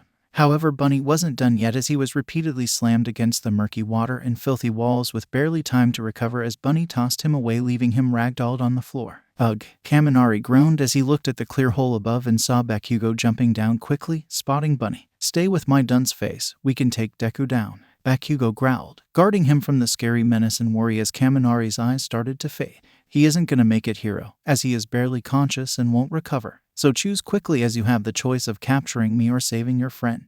Bunny taunted and started running away as Bakugo looked back at him in worry. What's with that stupid look, man? Go kick his butt as I call. Back up, Kaminari groaned out, hoping to ease his friend's worry. GRR, you better stay alive, dunceface, or I'm killing you myself, Bakugo growled as he shut his eyes away from him and charged after the villain. Putting a finger up to his earpiece, Kaminari called out one last time before his world faded. I really do hope they come. This is Charged Bolt. Please save Bakugo. Damn it, dunceface, why? Bakugo growled out in worry as he chased after Deku through the sewers. Getting close to Deku was nearly impossible, but Bakugo saw that he was slowly gaining on him since he didn't have trouble with making sudden tight turns. Get back here, Deku, so I can kill you, Bakugo roared out, putting more force into his blasts. How, hero? I don't recall you having the orders to kill me, Deku taunted as he suddenly kicked the water, soaking him a bit as his quirk weakened.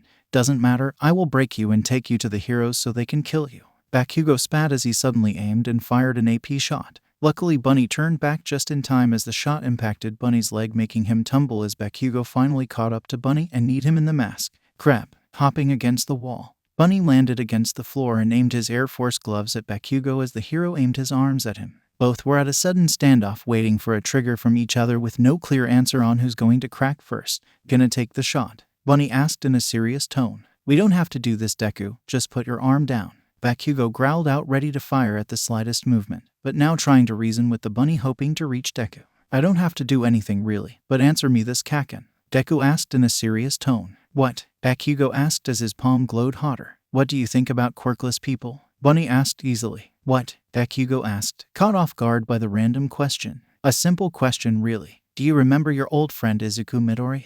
Bunny asked, tilting his head. What the fuck kind of question is that? Of course I remember you, Deku, Bakugo spoke out in confusion. No, I'm not Midoriya. Kaken is Midoriya, never even had a quirk, Bunny explained. Shit, is that why you're fucking taking this shit too far? Bakugo asked, wide-eyed. Answer the damn question, Kaken. Do you remember your childhood friend? The lone boy against the world that left him to rot. Bunny asked in a softer voice. Yes, I remember you, Deku. I know fucking everything about you. Bakugo spat out. I'm not Deku. I'm the person that put him out of his misery for being a quirkless weakling that wanted Kakin to come to his senses and save him every day until he died by waking up and getting a quirk.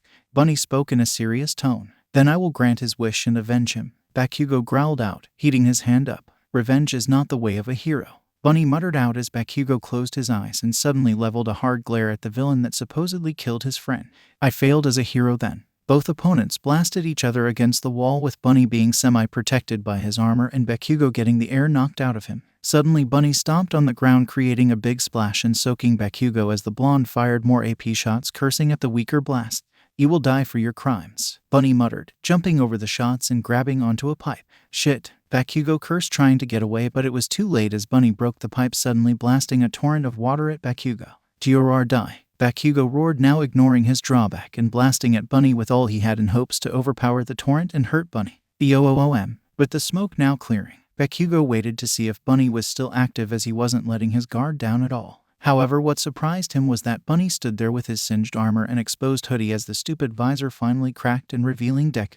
Crying? Why the hell are you crying? Bakugo asked in confusion. Bakugo, you're out. The voice of the cowboy spoke as Bakugo was confused until he saw Deku's hand. I just wanted this fight to end. Sorry, Kakin. Deku apologized, dropping the gun as Bakugo looked at his chest to find a red splatter right where his heart.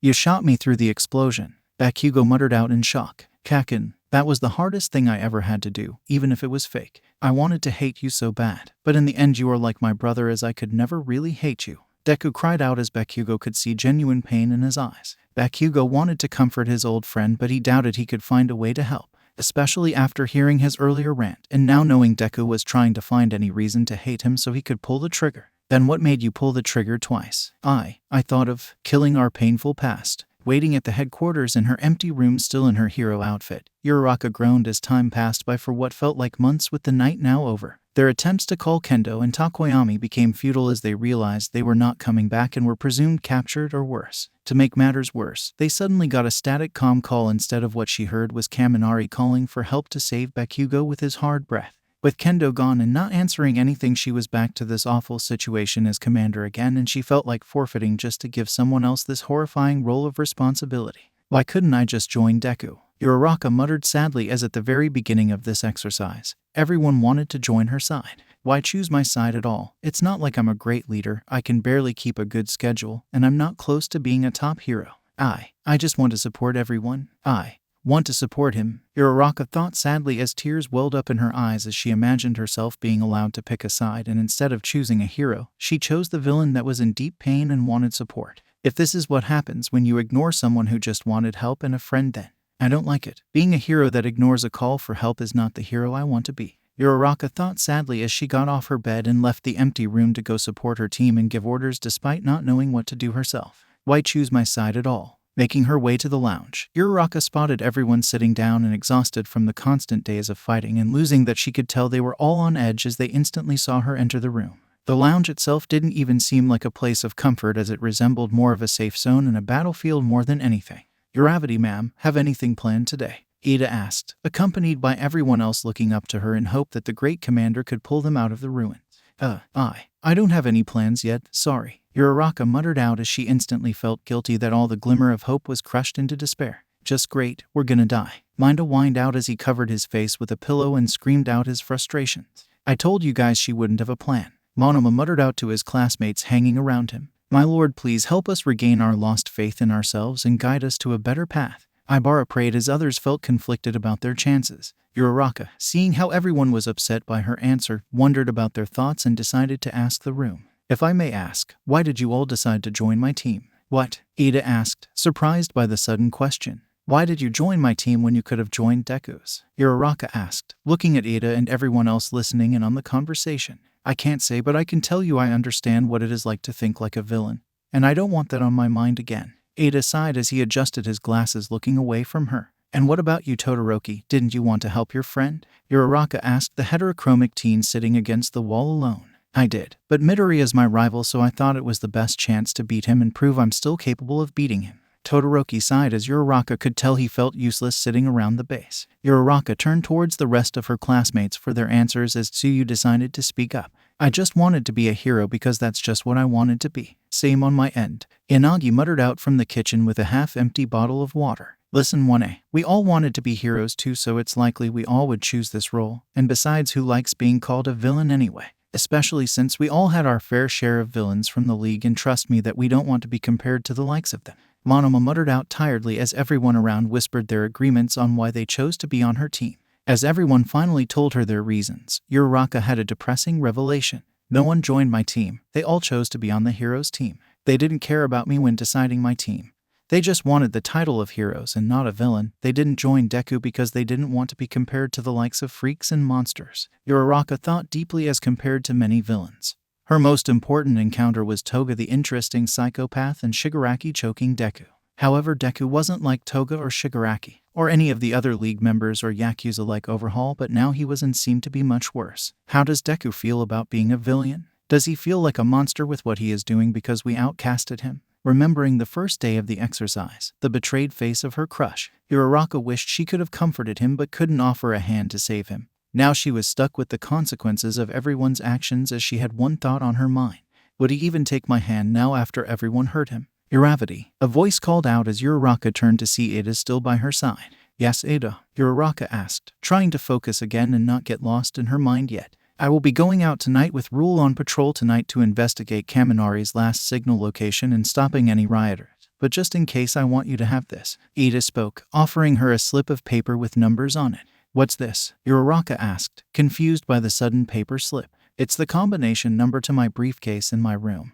Has many juice pouches and enough yen for a day's worth of food for me. Keep it and feed the others for the afternoon. Ada informed her with a small smile on his face. Shocked, Uraraka suddenly argued, trying to give the paper slip back. Ada, no, this is your stuff. Why give me this anyway? You make it sound like you're not coming back. Sighing, Ada gave her a soft smile as he handed her back the paper and spoke. Well, because I don't know if I'll make it back tonight given the attacks.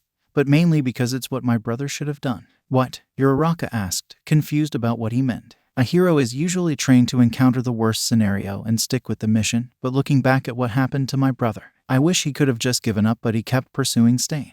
It made me admire him a lot that he would stop a killer to save more lives no matter the cost. Ada explained as he smiled sadly at the memory of his brother bedbound. Ada, Uraraka asked worriedly about her friend's mental state. Sorry, Uraraka, about my brother, but during that mission he paid the price for his devotion and nearly lost his life to Stain, who was still loose during the time, as he had nothing to help his agency or me if the worst ever came. There was no reassurance to his family, no secret training for me, just nothing, as he could have died with everything lost. Ada explained sorrowfully as he sighed out his frustrations during his troubles. Ada definitely needed some reassurance, but I didn't know it was this deep of a problem for him. Ada, Uraraka called out softly in worry as she placed a hand on his back for comfort. I'm fine, Uraraka, I don't want to be like him in making those same mistakes of leaving nothing behind, so I'm at least giving you what I have in case the worst comes. Ada spoke softly, placing a hand on her shoulder for reassurance. All right, but you better come back or call for backup, okay? Uraraka asked, letting a single tear go. No promises, but just make sure to win in the end if I don't make it, my friend. I am putting my faith in you, Commander. Ada saluted with a soft smile as he rushed out the door to catch up with Kodai. Uraraka smiled back at the silly gesture as she looked back at the slip and muttered softly, Thanks for believing in me, Eda. I really needed it. Looking back at her team, she saw them all exhausted and tired, barely able to stay awake. Everyone gave it their all, so now is the time I pay them for their hard work. Everyone take the night off. No one is on guard duty today except me. No questions asked, so get to sleep. Uraraka ordered, shocking everyone from the sudden command. What's with the sudden comma? Monoma didn't get to finish as Uraraka leveled him a hard glare and spoke venomously. I said no questions asked. Now go to bed, as I want everyone up early in the morning so we can all be refreshed and give it our all to capture Bunny tomorrow with fresh energy. Uraraka smiled sadistically with her newfound determination. Yes, ma'am, Monoma muttered out, still confused but following orders. Soon everyone left for their rooms as Uraraka made her way to the control center and watched the security cameras as she thought to herself. Guess the only one that needed to join my own team was myself, as everyone has been doing their best except me. Seeing Ada run around the city apprehending many rioters as fast as possible, with Kodai providing support and turning them into the police, made Uraraka smile. Guess Ada is basically his own team as he can do anything faster than an entire team, so I'm sure he will keep the city safe for tonight as everyone rests up. Grabbing a pen and paper, Uraraka started making a plan to finally help her team succeed in this exercise. I'm gonna do my best, Deku, and make you fight for your victory. Running down many streets and alleyways, Ada was taking down rioters and keeping the peace for the night. Crash. Looking at the direction of the noise, Ada spotted a rioter smashing windows of a hero merchandise store. More trouble spotted. Turning a tight dash, Ada launched himself forward and delivered a kick towards the rioter's leg, tripping them over, as he spotted in the corner of his eyes another rioter destroying the merchandise. Better stop that one-on-one hit too. Bounce kick, Ada called out, bouncing off the first rioter and kicking the second robot's torso as it crashed against the merchandise. Both successfully knocked out. Reaching for the comm on his helmet, Ada calmed in. Ingenium reporting to Rule. I have 2 more rioters taken down and need you to get them or call any police station to pick them up at Willie's Hero merchandise store down the street. Still taking care of the 6 rioters you defeated at the burger joint, so tie yours up to a pole or something. Rule reported as Ada was following her instruction. But wasn't that 3 takedowns ago? Ada asked as he tightened a metal rope on the robots. Should go back to base and get more cuffs and ropes. I'm almost out. Not the one with super speed here. Rule reported, making Ada chuckle weakly as he has been doing his job too fast. Alright, just 1 more takedown and I'll head back to assist you and restock on restraints. Ada informed as he finished restraining the robots to the street sign. Take care, Rule signing off. Rule reported as she disconnected from the comms. Sit tight and wait for my partner or the police to pick you up. Ada informed the robots as he dashed off again to find 1 more attack to solve. Running down the streets again, Ada thought about his quirk and time limit left as he slowed down. Been doing this for a while now, so better shift to a low gear between battles, as my quirk fuel is low and I don't have enough energy to even go recipro burst now. Stopping in his tracks, Ada looked at the direction of the familiar noise only to find he was in the exact same spot he heard the noise last time. Here again, why? Looking towards the alleyway, Ada saw a glimmer of metal retreat past the wall. Carefully treading towards the entrance, Ada was faced with darkness as he could feel all his nerves screaming to go away. Looking down, Ada spotted a trail of blood spilled in what appeared to lead deeper in the alleyway. I want to leave, but I need to be brave, just like Big Brother, as he would investigate to see if someone is injured. Walking deeper into the alleyway, Ada grabbed his flashlight to light up the way but felt like he was being watched from all angles, but persevered on to find the source of this blood trail. I know this is likely a trap, but I have to try. Anyone out here bleeding? This is a hero responding to see if there is anyone injured. Ada called out as he warmed up his quirk in case of an attack. Tenya, a sudden familiar voice called out weakly. Eyes widened in shock. Ada picked up his pace as he rushed to the voice, calling out in worry. Tenya, get out of here and call for help. He heard his brother scream out as Ada rushed faster and turned the corner to find Clang, tumbling down on the ground with his helmet knocked off from a swift impact. Ada opened his eyes to a very dreading sight. Stain, hello Ingenium. A familiar raspy voice grinned as Ada stared into the crimson eyes of the villain that has haunted his dreams since his brother got crippled.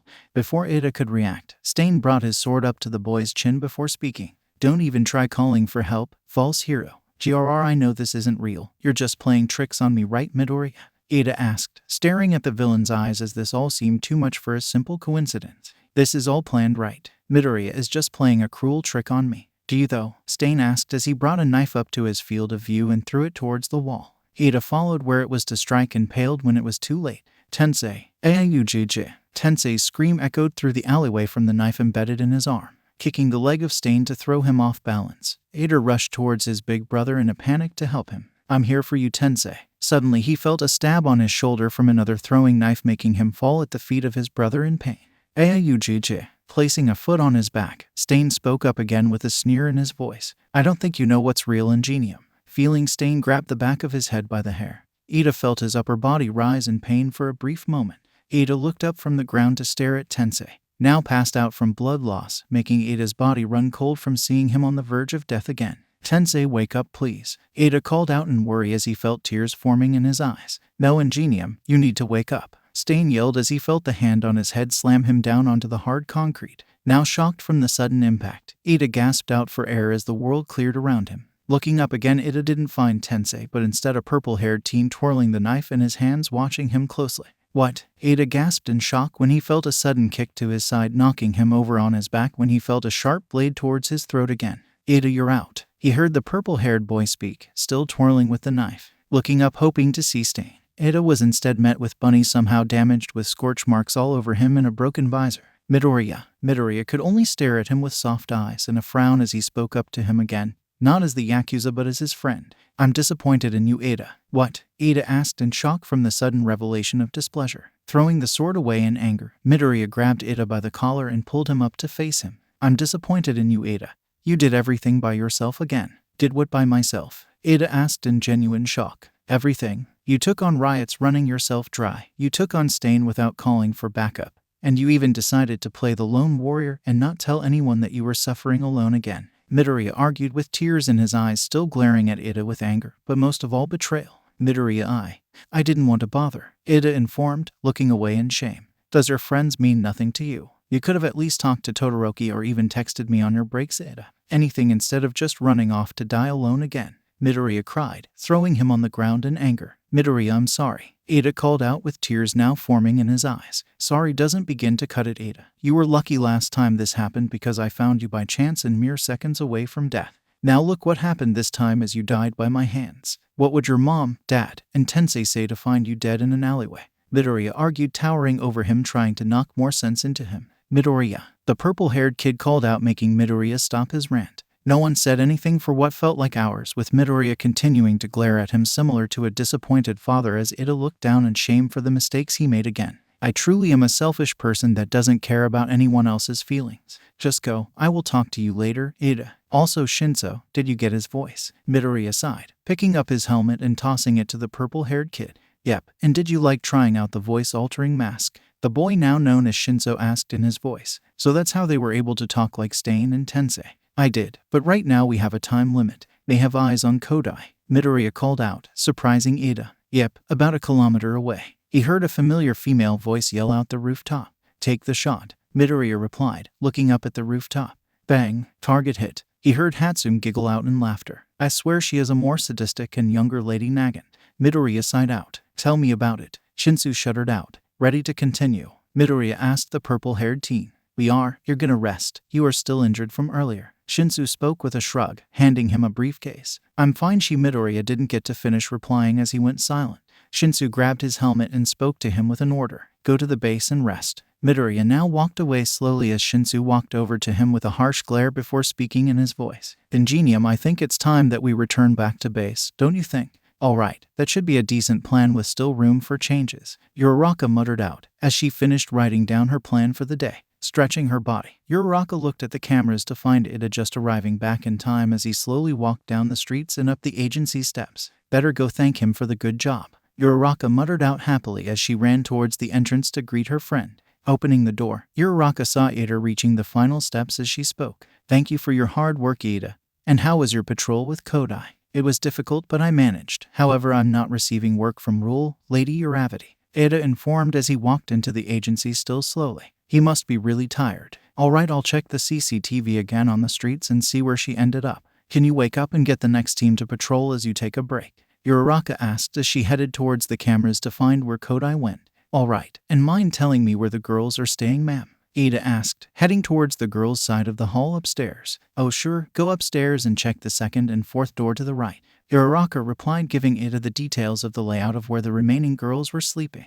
Thanks, Uravity, and have to say it is a shame Bunny wants you alive. Ada spoke softly to her, eyes widening in shock. Uravity turned to face Ada, about to ask what he meant, until suddenly the world faded around her. Hagakure and Jiru were awake early since they had trouble sleeping with Satsuna's snoring, so they moved to the other girls' room towards fourth room to have some silence to themselves at least, as Jiru was just listening to music and Hagakure was on her phone scrolling through fanfic sites. The other girls, Tsuyu, Ryuko, were sleeping soundly as Jiru was glad for them being silent sleepers to save her sanity. That was until she heard a familiar voice and steps coming down the hallway. Hey, I think Ida just got back. I hear his voice and footsteps coming down the hallway now. Jiru mumbled out as one of her jacks was connected to the ground. Really? Guess his shift is over. Hope he doesn't pick my shift yet. Hagakure muttered out as she was very interested in her fanfic. Honestly, still on edge since the bathroom collapse, so not really looking forward to being picked either. Jiru commented as she heard Ida finally stop at the second room containing Satsuna, Pony, and Ibara. Jiru was tempted to ignore one of Ida's famous tirades on who should be on patrol until she heard something that made her freeze with a cold shiver down her spine. CHCHKT. Is that a gun? Jiru muttered out as her breath hitched. What? Hagakure asked in shock. Rushing out of bed, Jiru was about to throw open the door and attack, but it was too late.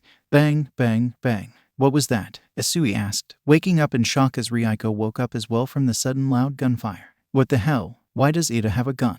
Hagakure asked in mild panic. Shit, I don't know, but we need to go help block the door, Jiru ordered as she struggled to push the bed to block the doorway. Alright, but what's the plan? Hagakure asked as they finally pushed the bed against the wall. I don't know, Jiru commented as they were now stuck in a room. Let's use the window to escape. I could hold the door with my quirk as Tsuyu sets you both down outside towards the ground, Ryuko ordered, using her quirk to push the bed against the door for maximum defense. Slam. The girls were moving towards the window, opening it up until they heard a very loud slam against the door, but luckily the bed didn't budge as Ida spoke. My fellow heroes, can you please open the door? Shit, he might break through. Tsuyu, please hurry, Hagakure muttered out as she was now panicking. On it, warn the boys if they are okay, Tsuyu ordered, wrapping the invisible girl up with her tongue and lowering her gently towards the floor. Slam. Who is in here? Ada roared out, still trying to slam the door open. Jiru, you're next, Tsuyu whispered as she wrapped up her comrade and started lowering her down.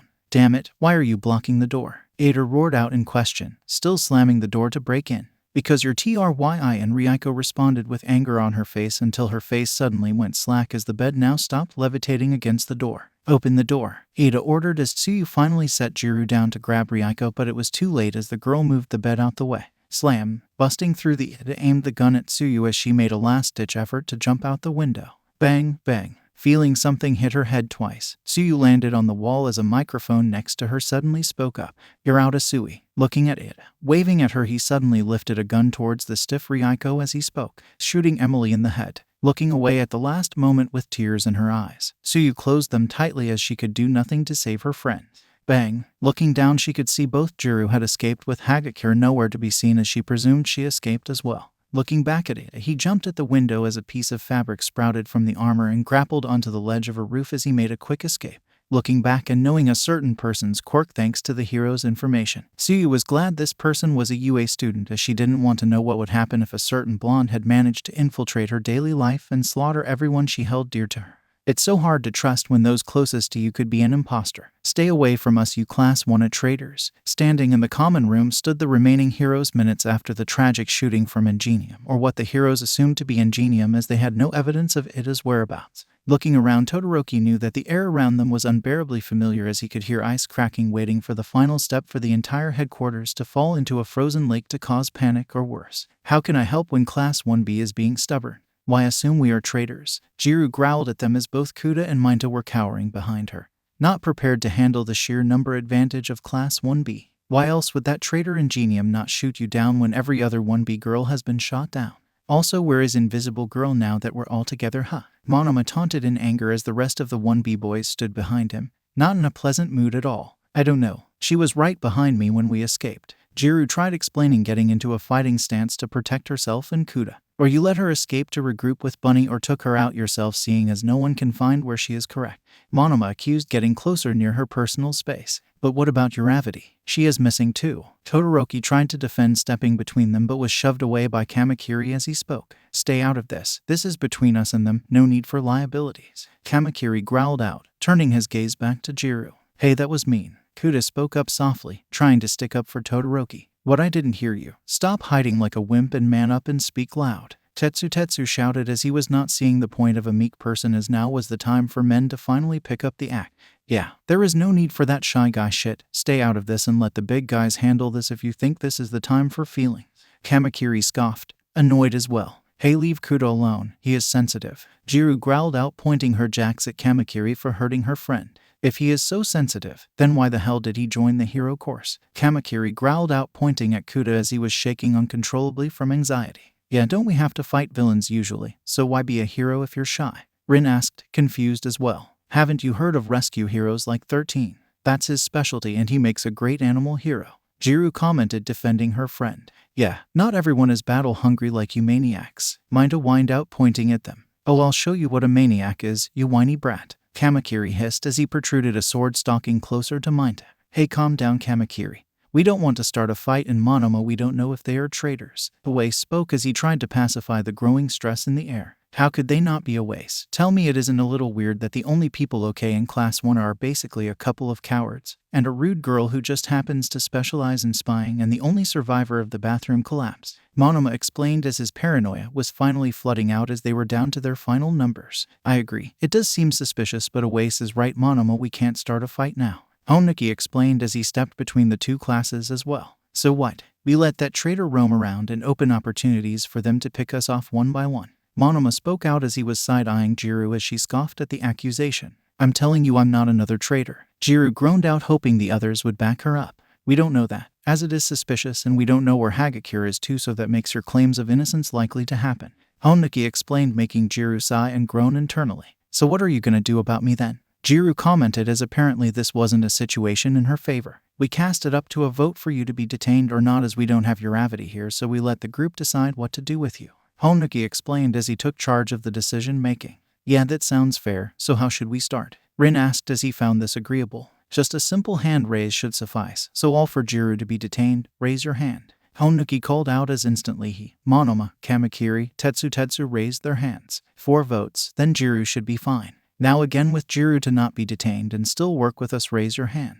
Honuki called out again with Kuda, Mainta, and Oase, and Jiru herself raised theirs as it was equal to 4 votes as well. Guess me and Rin are the final decision, so may as well help Jiru. Todoroki was about to lift his hand, but Kamakiri stopped him by putting a blade above his arm as he spoke with a harsh glare. Only heroes can vote, no need for you to participate. Then what's the point of me being here then? Todoroki countered with his own cold glare as well. Other than being a freeloader currently, then nothing. Monoma scoffed with Oase nudging his side for being disrespectful. Anyway, that leaves it all to Rin, so what would you choose? Honuki asked as everyone turned towards the last undecided hero student remaining, as Rin was biting his own scales from stress as was deciding this fateful decision. I am sorry, Jiru, but I have to go with logic on this one. Rin sighed out as he raised a scaly arm towards the girl. What? Jiru asked, shocked by what was happening now with her, as suddenly Shot lost balance as her feet started sinking in the ground.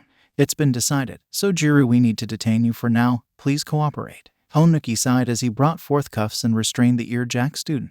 GRR, fine. I just hope we lose to see how stupidly wrong you are. Jiru huffed as she was freed from the soil and led away by both Rin and Honuki. All Todoroki could do was stare sadly at the betrayed face of his classmate as a single tear escaped Jiru's eye as she was led away to the detention cell. Wonder if this exercise is even worth winning for with all that has happened so far. Now that she's out of the way, let's discuss what to do now, as we are severely crippled, and with the useless Lady Uravity no longer here, we must do everything ourselves. Monoma huffed as both Tetsu and Kamakiri nodded in agreement as they could finally act now. Todoroki huffed as he couldn't stand the back talk of his friends any longer as he headed towards the door, and with Kuda following behind him. Where do you think you two are going? Kamakiri called out to them. Leaving, since there is no need for a freeloader like me sticking around now, is there? Todoroki coldly responded by glaring back at them to dare stop him. And you? Monoma asked, turning his disdainful gaze towards Kuda. Kuda could only frown at them with wobbling lips as he spoke out with a clear voice for all to hear. I am leaving this exercise. I quit. Flick, opening her dazed eyes in shock.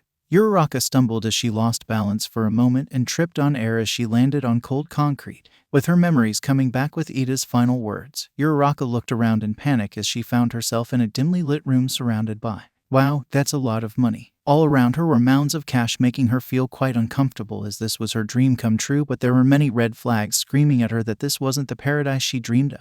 You know this could all be yours, right? A sudden voice called out, startling her as she turned around to find the one person she wasn't prepared to meet yet, making her breath hitch. Bunny, Uraraka whispered out in panic. In the flesh, my dear Uravity. Bunny bowed before her as they both locked eyes with each other, with the villain giving a playful wink making Uraraka blush.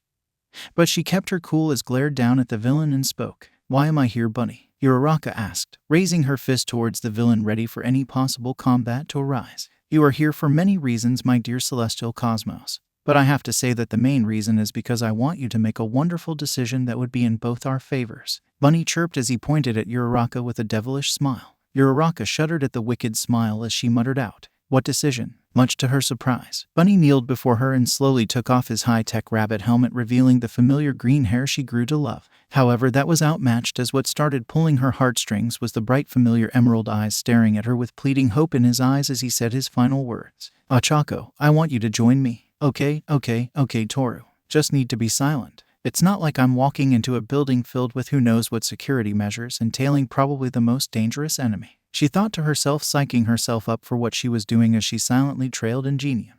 The trail led her back to what looked like your average high-rise office building. An office building that had what looked to be advanced security bots. She tiptoed closer, hoping the bots only had optical sensors and not infrared. Okay, I'm in, she thought, taking a deep breath to calm her nerves. She followed Ingenium down the hallways until they reached what looked like a mess hall where the fake Ingenium removed his helmet and voice modulator to reveal himself to be Shinsu, the Gen Ed student if she remembered correctly. So Ida didn't just betray us, he was taken out and impersonated. Slam, ape. Tori yelped as a slam caused the invisible hero to jump in shock. Looking back, she saw lines of students walking, clearly all working together excitedly. She kept close to the wall so that she wouldn't inadvertently reveal her position by bumping into no one as she listened into conversation.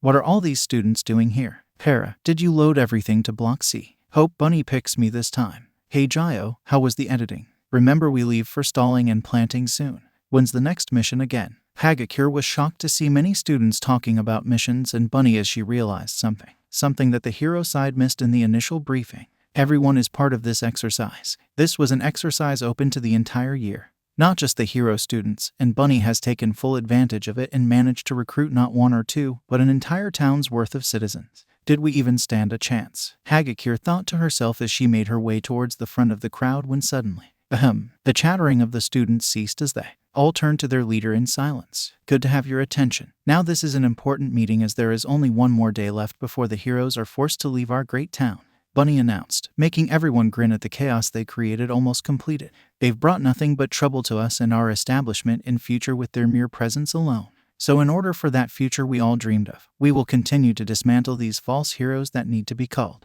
Bunny spoke, making Hagakure question what goal he had in mind that everyone seemed to agree with. The word hero today has lost all meaning in this world as all around I see chaos and corruption. They ruin everything in the name of peace and breed violence to keep everyone in check, and honestly it's just laughable. Bunny chuckled as Hagakure grew nervous about seeing this side of her classmate. There is a saying I always played in my head ever since I was 4 years old, and that is no man is ever created equal. Bunny spoke, making Hagakure tense as this felt like a sincere saying from his voice. Does he truly believe that? I grew up in a world where heroes are everywhere, yet every day I was verbally beaten and physically brutalized for things I had no control over. I spent every waking day hoping and begging someone to help, be it physically or emotionally, to tell me to keep going, keep living, and never give up until one day I learned a valuable lesson. Bunny spoke, walking towards the center of the crowd to stand on a table as he spoke up again. The best way to survive is all your own. Crash, slamming his foot on the table. Bunny broke through the table, causing a massive crater across the ground, scaring everyone, even Hagakure herself, at the sheer anger he demonstrated. However, what scares her most were toxic Viridian eyes staring at everyone, giving chills down everyone's spine.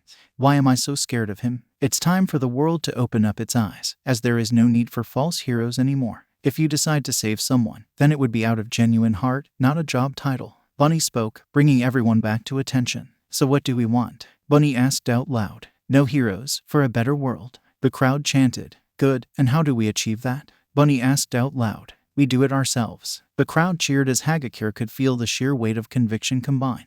And who are we? Bunny shouted at the top of his lungs. We are DISCLAIMER. That's right, we are Deku, the ones who can do it. Who can help make the world a better place by doing it ourselves from the kindness of our heart. Not by depending on a stupid title such as heroes. Bunny ranted as he finished his speech, leaving silence for the first few seconds. YHHH. Then the mess hall shook with a rapturous roar, with Hagakure feeling very sick to the core at how easily outnumbered she was in the cancerous spread of Bun no Midoriya's conviction. A toast to the beginning of the end of heroes. Bunny yelled, taking a glass of apple juice given by Shinsu and raising it to the crowd as everyone decided to do the same. With that out of the way, I need the illusionist crew rested and on standby in case we need to edit the terrain or people a bit. You all deserve a break for hiding and making Ingenium's mission so well executed. Bunny chuckled, making a small part of the crowd chuckle as well. Now editing crew, tonight is go time, so I want you to make sure to get every angle possible and make sure this goes public in our favor. Bunny ordered, getting many salutes from a small team as well. Shinsu decided to speak up as he took Midoriya's side and said, Squad 2 and 4 lock and load and stand by for orders. Make sure to check with Hatsume's division if you have trouble with equipment or malfunctions. Speaking of Hatsume, do you think you can last for this mission as our sniper again? Bunny asked a pink-haired girl tinkering in the corner with a sniper rifle. Yep, I just need 10 doses of coffee. Hatsume chuckled. Alright, what flavor cream? Bunny sighed, face palming himself. Chocolate, May cheered out. Should have known not to introduce you to chocolate-flavored coffee. Bunny sighed as he stared around, making Hagakure realize something. This whole town is a deadly studio, and we are the actors playing our part in this script, Hagakure thought, making her feel sick in the stomach as this was all planned from the very beginning. Her thoughts were interrupted when a sudden little voice shouted across the room. Papa. Looking towards the side, Hagakure spotted a small girl wearing a shirt saying hostage as she ran towards Bunny as he knelt down and picked up the little unicorn gently. Yes, sweetheart. Papa, can I have some food please? The little girl asked kindly. Of course, let's head to the kitchen and let's see if we can hang out with Hitoshi and May too, okay? Bunny chuckled as he petted the little girl. Yeah, let's go. I want to play with Hito and May too. The girl cheered, making Hitoshi chuckle from Izuku's side. Pretty sure our little hostage isn't supposed to play with her captors. Shinsu smirked, making Eri pout. Well, I for one like our playful hostage, May responded, walking up to Eri. It took every sense of self-control for Hagakure not to squeal at the adorable domestic family scene that happened in front of her despite her learning of the hostage situation. Better head back now and warn the others and assist them to save the cute girl, Hagakure thought as she left soon after the scene, unaware of toxic green eyes watching her every move. Seems our local ghost has decided to leave, Bunny muttered as he carried Eri on his shoulders, as the invisible girl ran out of the building, triggering the infrared sensors on his mask. Then why are you letting her run away then, Papa? Eri asked softly. Don't worry about it, my little unicorn. I know what I'm doing. Bunny spoke ominously as he reassured the little girl, thinking to himself. Soon they will see the world from where I stand. Hurt and betrayal. That was what Jiro was feeling right now after the events that happened. Those Class 1B idiots just flipped on me. Not like they were doing anything themselves, but what right did they have to outcast me? In the detention cell, Jiro was now alone with her thoughts, as she had nothing to distract herself since they took her phone. She hated silence, as the only thing to focus on was herself, which brought out terrible questions such as, was it even worth it? Was this exercise even worth it? How did the teachers even think this was a good idea? Was it even worth it to fight for the group that outcasted her with no proof? Her mind played back to what Rin said before condemning her to imprisonment as she chuckled depressingly to herself. Yeah, right, logic. Logic would be finding some tangible proof of me being suspicious and then locking me up. It wasn't a decision made through logic, and 1B are just Monoma's lapdogs saying they want to be on the same caliber as Wana, and all they do is be yes men to fucking Monoma. Other than Yamomo and Koda, she wasn't even close to many of her teammates. A team destined to fail, seeing them falling apart as she was glad. I fucking hate them. Can't wait for the satisfaction to see them proven wrong and to see them fall. Was she spiraling? Yes. Did it help to mentally attack her teammates? 100% definitely yes, as Jiro slumped down against the cold walls of her prison with her head in her hands, with one cynical thought in her mind as she muttered out, unaware of a hidden security camera. I hope Midoriya makes them pay. So, oh holy godfather Bunny, how's your personal assignment? Shinsu grinned as he sat across Midoriya, sipping a cup of what he dubbed evil coffee. Seriously, who puts 20 spoons of sugar and calls it fine? I told you not to call me that, just Bunny. Also, this isn't a mafia, it's a yakuza, he said, sighing as he ran his hand down his face. What's the difference? Shinsu asked. Anyway, about my personal assignment, I must say that I feel very disappointed and hurt. Midoriya sighed, stirring his black tea slowly. Went south? Shinsu asked. It when? Beep beep. The brief conversation was cut off by beeping from Bunny's tablet, making Bunny check it as Shinsu decided to change topic. So, are we still on the same plan, boss? Shinsu asked with no reply. Shinsu looked to see Bunny hyper-focused on something, more specifically on his tablet. Hello. Still no response. Izuku. Shinsu called out, flicking a spoon at him. Huh, what? He shouted as he fumbled with his tablet. Are we able to follow through with what we spoke about? Shinsu asked. No, Bunny said darkly with a chuckle. What? Asked a shocked Hitoshi. Get May. There's been a change of plans. Rushing back as quickly as possible towards the agency, careful to avoid the many riots throughout the city, Hagakure made it just inside to spot Monoma and Honuki about to leave the building.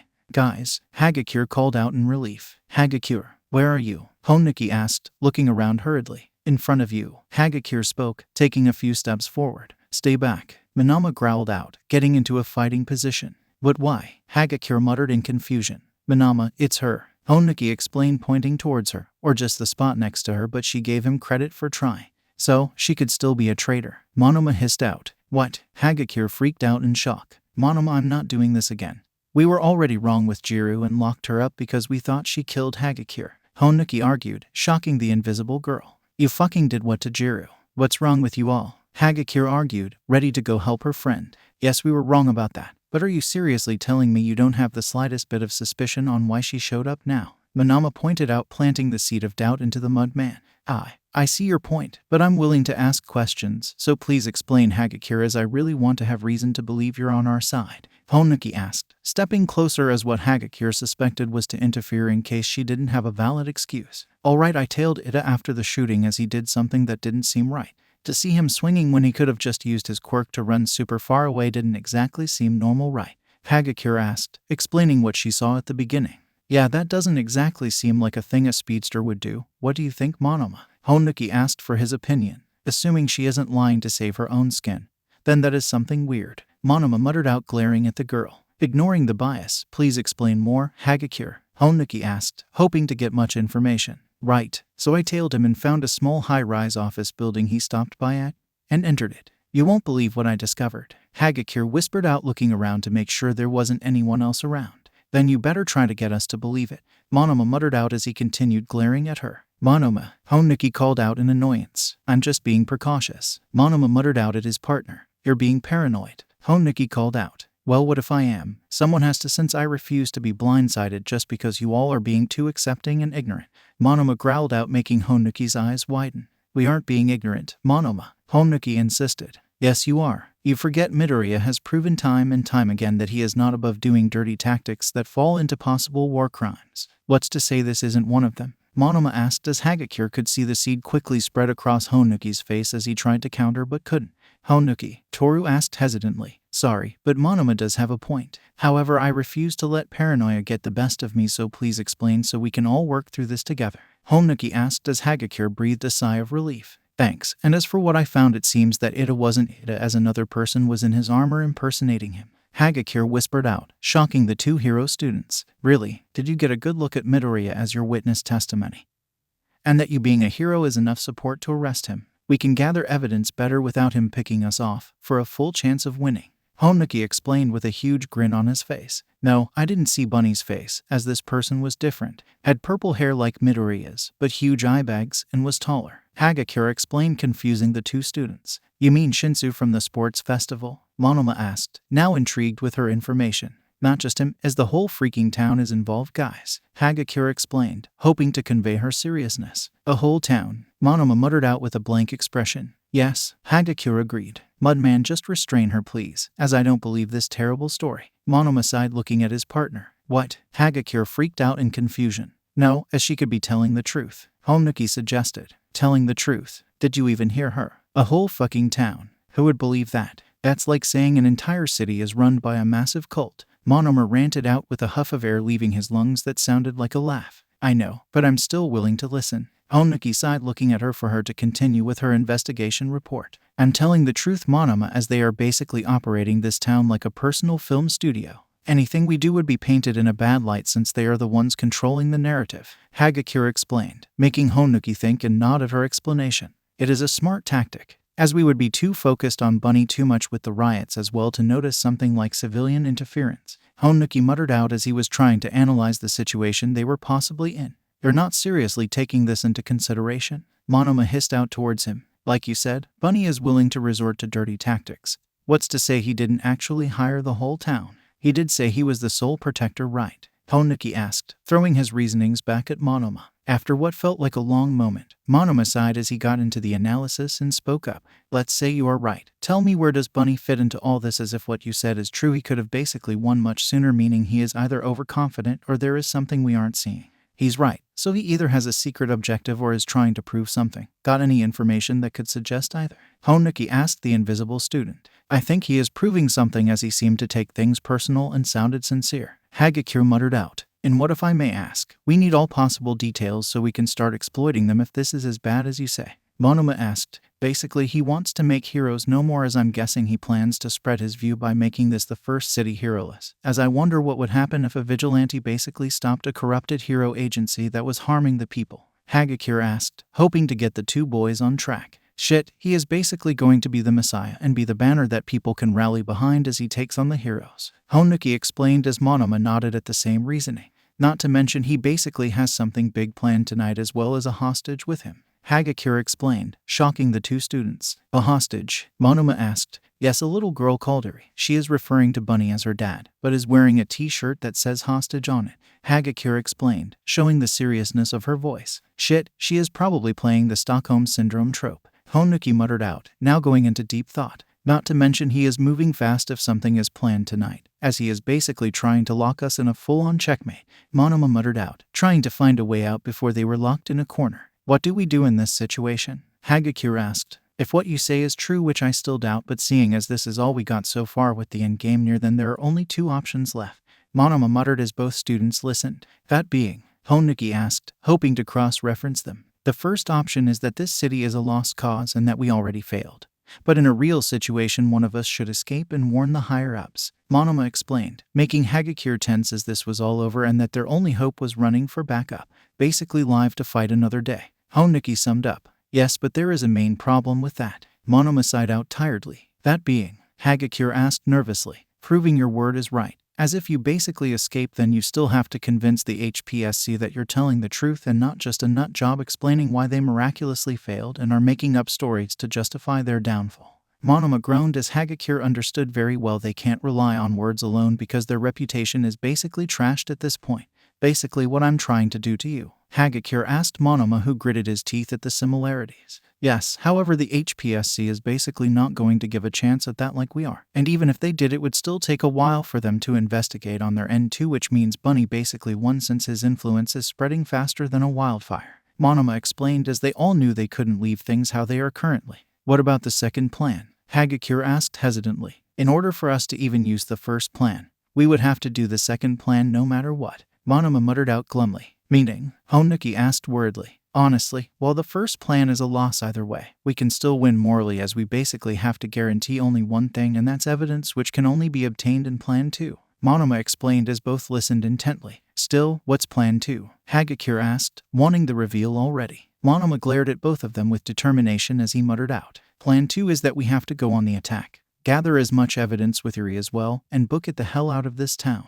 All looking at each other for confirmation, Honuki sighed as he made the call. Gather everyone for a staff meeting. Hagakure, go get inside. Rin opened the door yelling as he grabbed Honuki, dragging him in. What's going on? Hagakure asked. Get in and set up battle stations. Kamakiri hissed out, throwing Tetsu out as he instantly steeled himself when suddenly, bang! Looking at Tetsu, Hagakure saw red on his arm as he tanked a paintball shot. Looking up at the angle, Hagakure saw a bunny on the roof with a sniper rifle making things click. It's Hatsune dressed as Bunny. Get away from the windows and stay on guard as there could be more people dressed as Bunny. Hagakure explained, rushing into the building with everyone rushing in as well. Thanks for the heads up, but how did you spot a sniper? Monoma asked his green friend. We didn't. We got more incoming as a bunch of riot bots and armored buses are heading towards this place fast. Kamakiri explained, ducking behind a wall. Crash. Suddenly on cue, a armored bus rammed into another wall, destroying the kitchen as the door opened, revealing another bunny, this time with a long scarf. Shoot them all, Bunny ordered as more armed bots came flooding in and started firing at them. Shit, Tetsu, please disarm them and don't smash, Honuki ordered out. On it, Tetsu shouted, rushing towards a bot and snatching the gun away.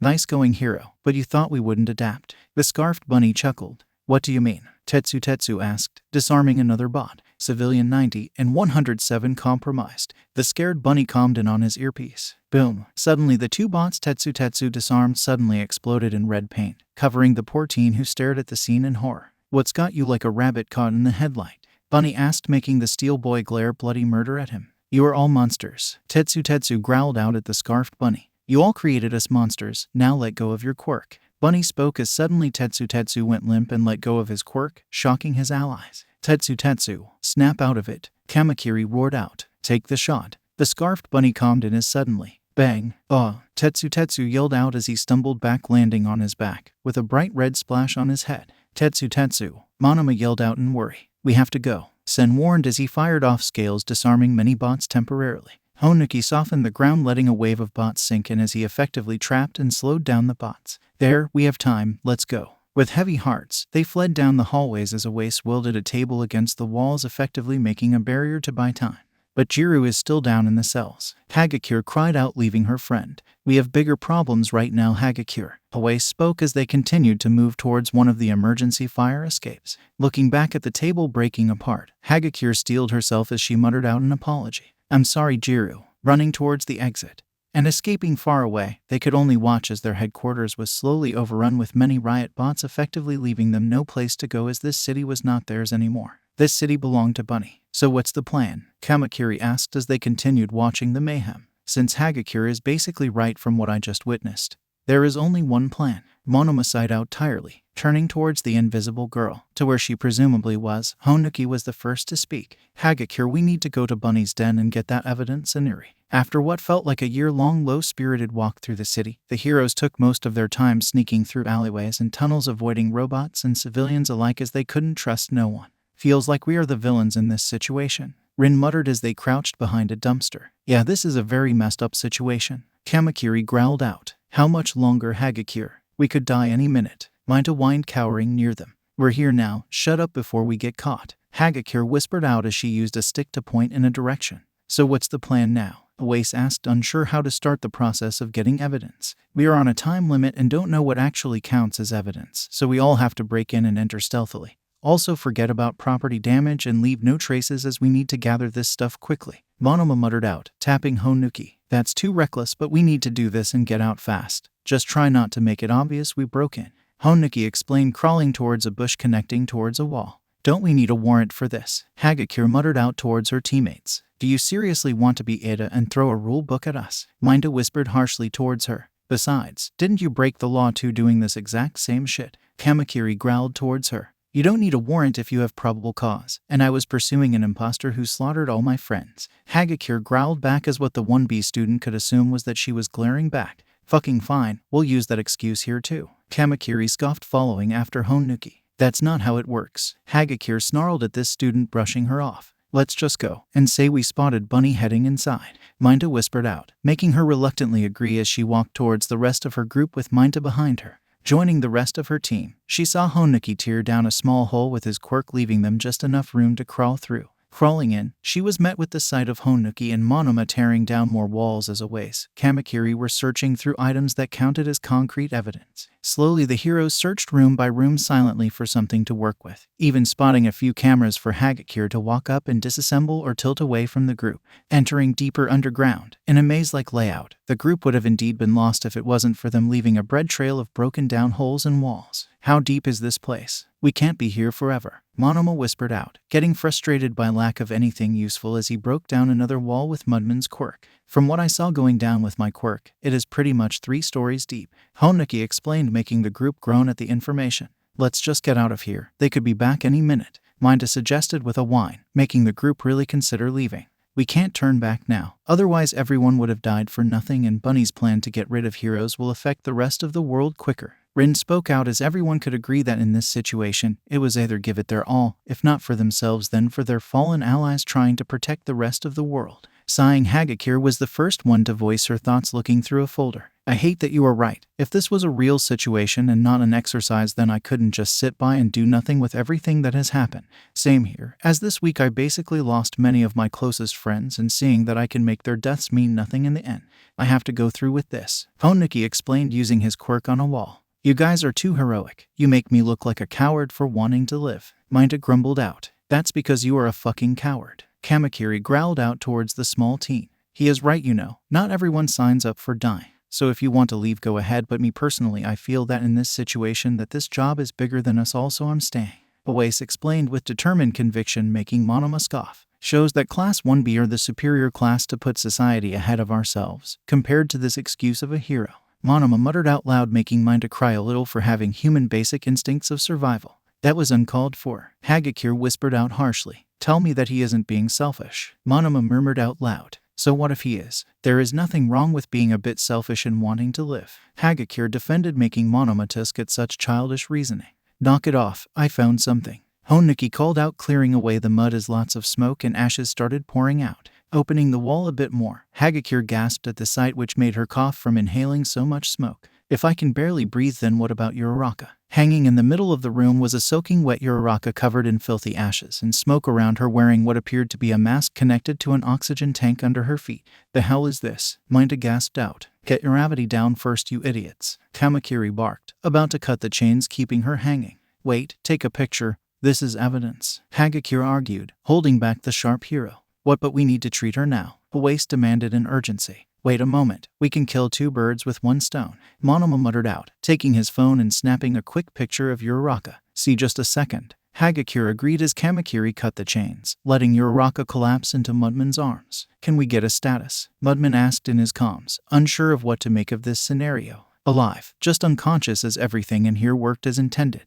Nedzu explained, making the hero sigh in relief. Do be careful waking her up even if she is still in the exercise. She is very weak and I do have authority to remove her if I believe she won't make it in a real scenario. Recovery girl huffed, making the heroes in training nod to each other in affirmation, carefully letting Minta, Oase, and Sin carry her to a different room as Mudman worked on tearing down a big wall for them to pass through. Thoughts on what happened here, Phantom Thief? Kamakiri asked Monoma. Seems like she was intentionally weakened as a fire spread throughout the room, burning all the cash if these Nedzu bucks are to indicate anything. He explained, picking up a barely survived dollar with Nedzu's face on it completely soaked. So he used the water to keep Uraraka from burning, so she should be metaphorically charred. Hagakure asked in horror. No, this room should have definitely killed her, as if the flames didn't help then the smoke definitely would have. Monoma muttered out, scanning the pipes and gas tanks. Wait, so how is she alive then? Kamakiri asked in confusion. The burning flames never touched her but still brought in heat, making her boil slowly with only a steady stream of water keeping her from overheating and passing out. The smoke would have also made her pass out if it wasn't for the gas mask supplying her little amounts of oxygen.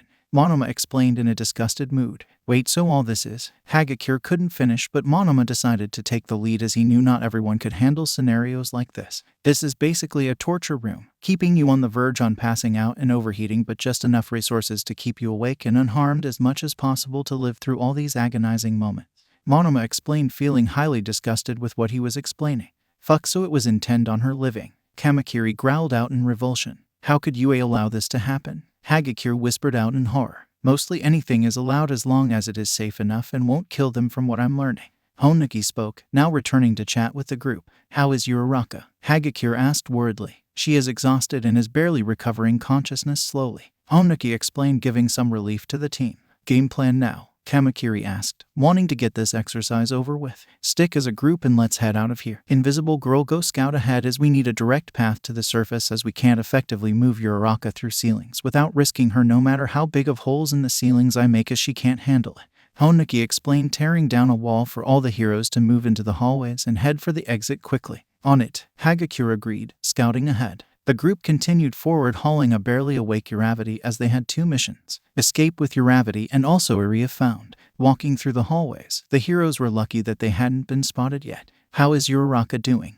Asked Honuki, who was ahead of the group with his helmet on in case of an ambush. She is waking up, but drowsy, so let's stop for a moment. Oase explained, seeing Uraraka stir in their arms, blinking. Let's set her down, Minta suggested. Where am I? Uraraka muttered as they finally set her down against the wall. We are in Bunny's base. Are you okay, and do you need some water? Sen asked, looking around to spot a water fountain. Yes please, I'm just very tired. Uraraka muttered groggily. I got it, Sen confirmed, rushing to get some water with hopefully a cup somewhere. Can't believe Bunny tortured you. Are you sure you're okay? Oase asked worriedly. I was tortured? Uraraka asked curiously. Yeah, the room was very scary. Minta whimpered out. Yeah, you were hanging in the middle of a room of ashes connected to a water sprinkler and oxygen tank, keeping you awake for all that scorching torture. Monoma explained, leaning against the wall, checking his watches. Oh, that room, now I know what you're talking about. Uraraka muttered, stretching her arms. What do you mean? Kamakiri asked, watching Sen struggle finding a cup. Izuku handcuffed me and torched all the money first,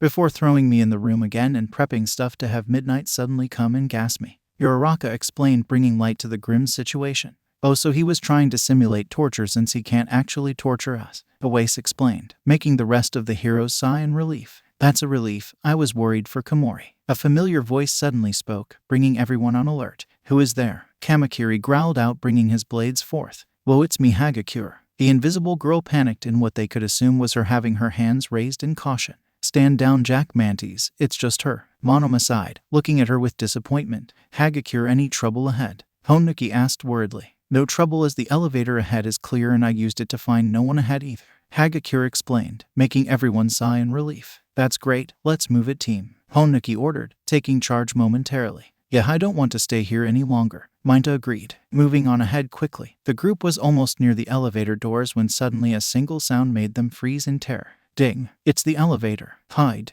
Honuki called out using his quirk to hide in the floor. Hagakure, I thought you said it was clear, Monoma whispered out harshly. It was. They must have just gotten back, Hagakure explained in the middle of the room. Just out luck, Minta whined out. With the doors now opening, Uraraka and the heroes hid behind crates and desks ready to go on the offensive in case spotted. Walking in the room, the heroes' breath hitched as they spotted Bunny walking in with Eri behind him. So what happened next? Bunny asked the little girl, giving her his full attention. Then I baked my first cookie with Mr. Aizawa even though it was a bit hard. Eri giggled out with a nervous smile, as the heroes noticed she was still wearing the hostage shirt. Don't worry, I did the same thing when I was your age, except mine turned All Might's face into endeavors. Bunny laughed when suddenly his gaze fell on Uraraka. Crap. Uraraka panicked, hiding her face behind the crate again. The heroes panicked as Bunny's chuckle softened with him slowly looking around curiously, with his visor glowing orange for a split second. Hey Eri, Bunny asked, placing a hand on the girl's shoulder. Eri responded. Go up the elevator and lock yourself in your room. Bunny responded softly. Why? Eri asked innocently. The heroes, now finally feeling they are discovered, decided it was a perfect time to act, with Monoma leading the charge by tapping Uraraka and using her quirk on the crate. Now Kuro, Monoma yelled, throwing the crate towards Bunny and Eri. Crap. Bunny panicked, reaching for the crate from harming Eri. Seconds before the crate collided, suddenly a pitch-black figure emerged from the shadows of the crate, kicking Bunny's side using the leverage to bounce in Eri's direction and grab her as they rolled out the way. Eri, Bunny called out in pain, now catching the heavy crate and about to throw it back at Monoma until his footing sank. Nice try, Bunny released, Monoma grinned, as he suddenly put his fingers together, deactivating the quirk. Eri, Bunny called out in worry before the weight of the crate pushed Bunny underground before hardening. Papa, Eri panicked, trying to break free from Kiwaro's grasp as he got into the elevator and closed it.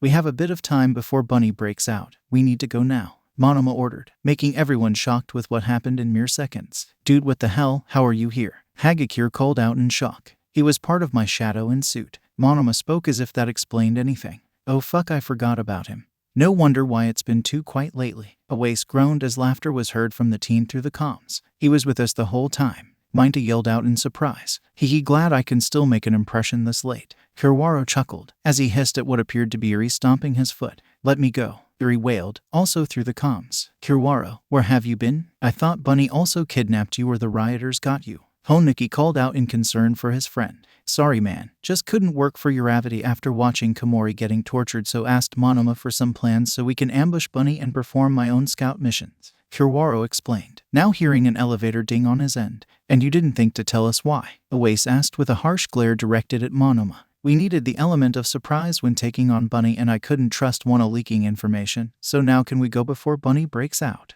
Monoma explained, calling back the elevator quickly. Monoma, you did all this behind my back, Uraraka asked Monoma with a shocked face. So what if I did? Gonna fire me? Monoma taunted. I won't just. Good job, as I'll let it slide by. Uraraka sighed as they waited for the elevator again. Suddenly a hand sprouted through the ground with Bunny emerging from the concrete, giving a dead glare that sent shivers down their spines before snarling out with a glitching voice in his mask. Now, where is my daughter? Can you fight or are you still exhausted? Honuki asked Uraraka, who was having trouble standing straight. I'm not sure, but I can try and help, Uraraka muttered out hesitantly. Fuck off with playing the tough girl. We need to stall without liabilities, Kamakiri scoffed, rushing forward towards Bunny. He is right, we need to stall Bunny, Honuki ordered out, getting affirmatives from the group. Stall him? Did you not see him come out the ground like a freaking zombie? Minta shouted out in panic. No need to tell me twice, Kamakiri grinned, swiping downwards towards Bunny as he sidestepped and tripped the sharp hero, tumbling forward, pulling out his gun and about to end him with a shot towards his back. A familiar voice spoke up.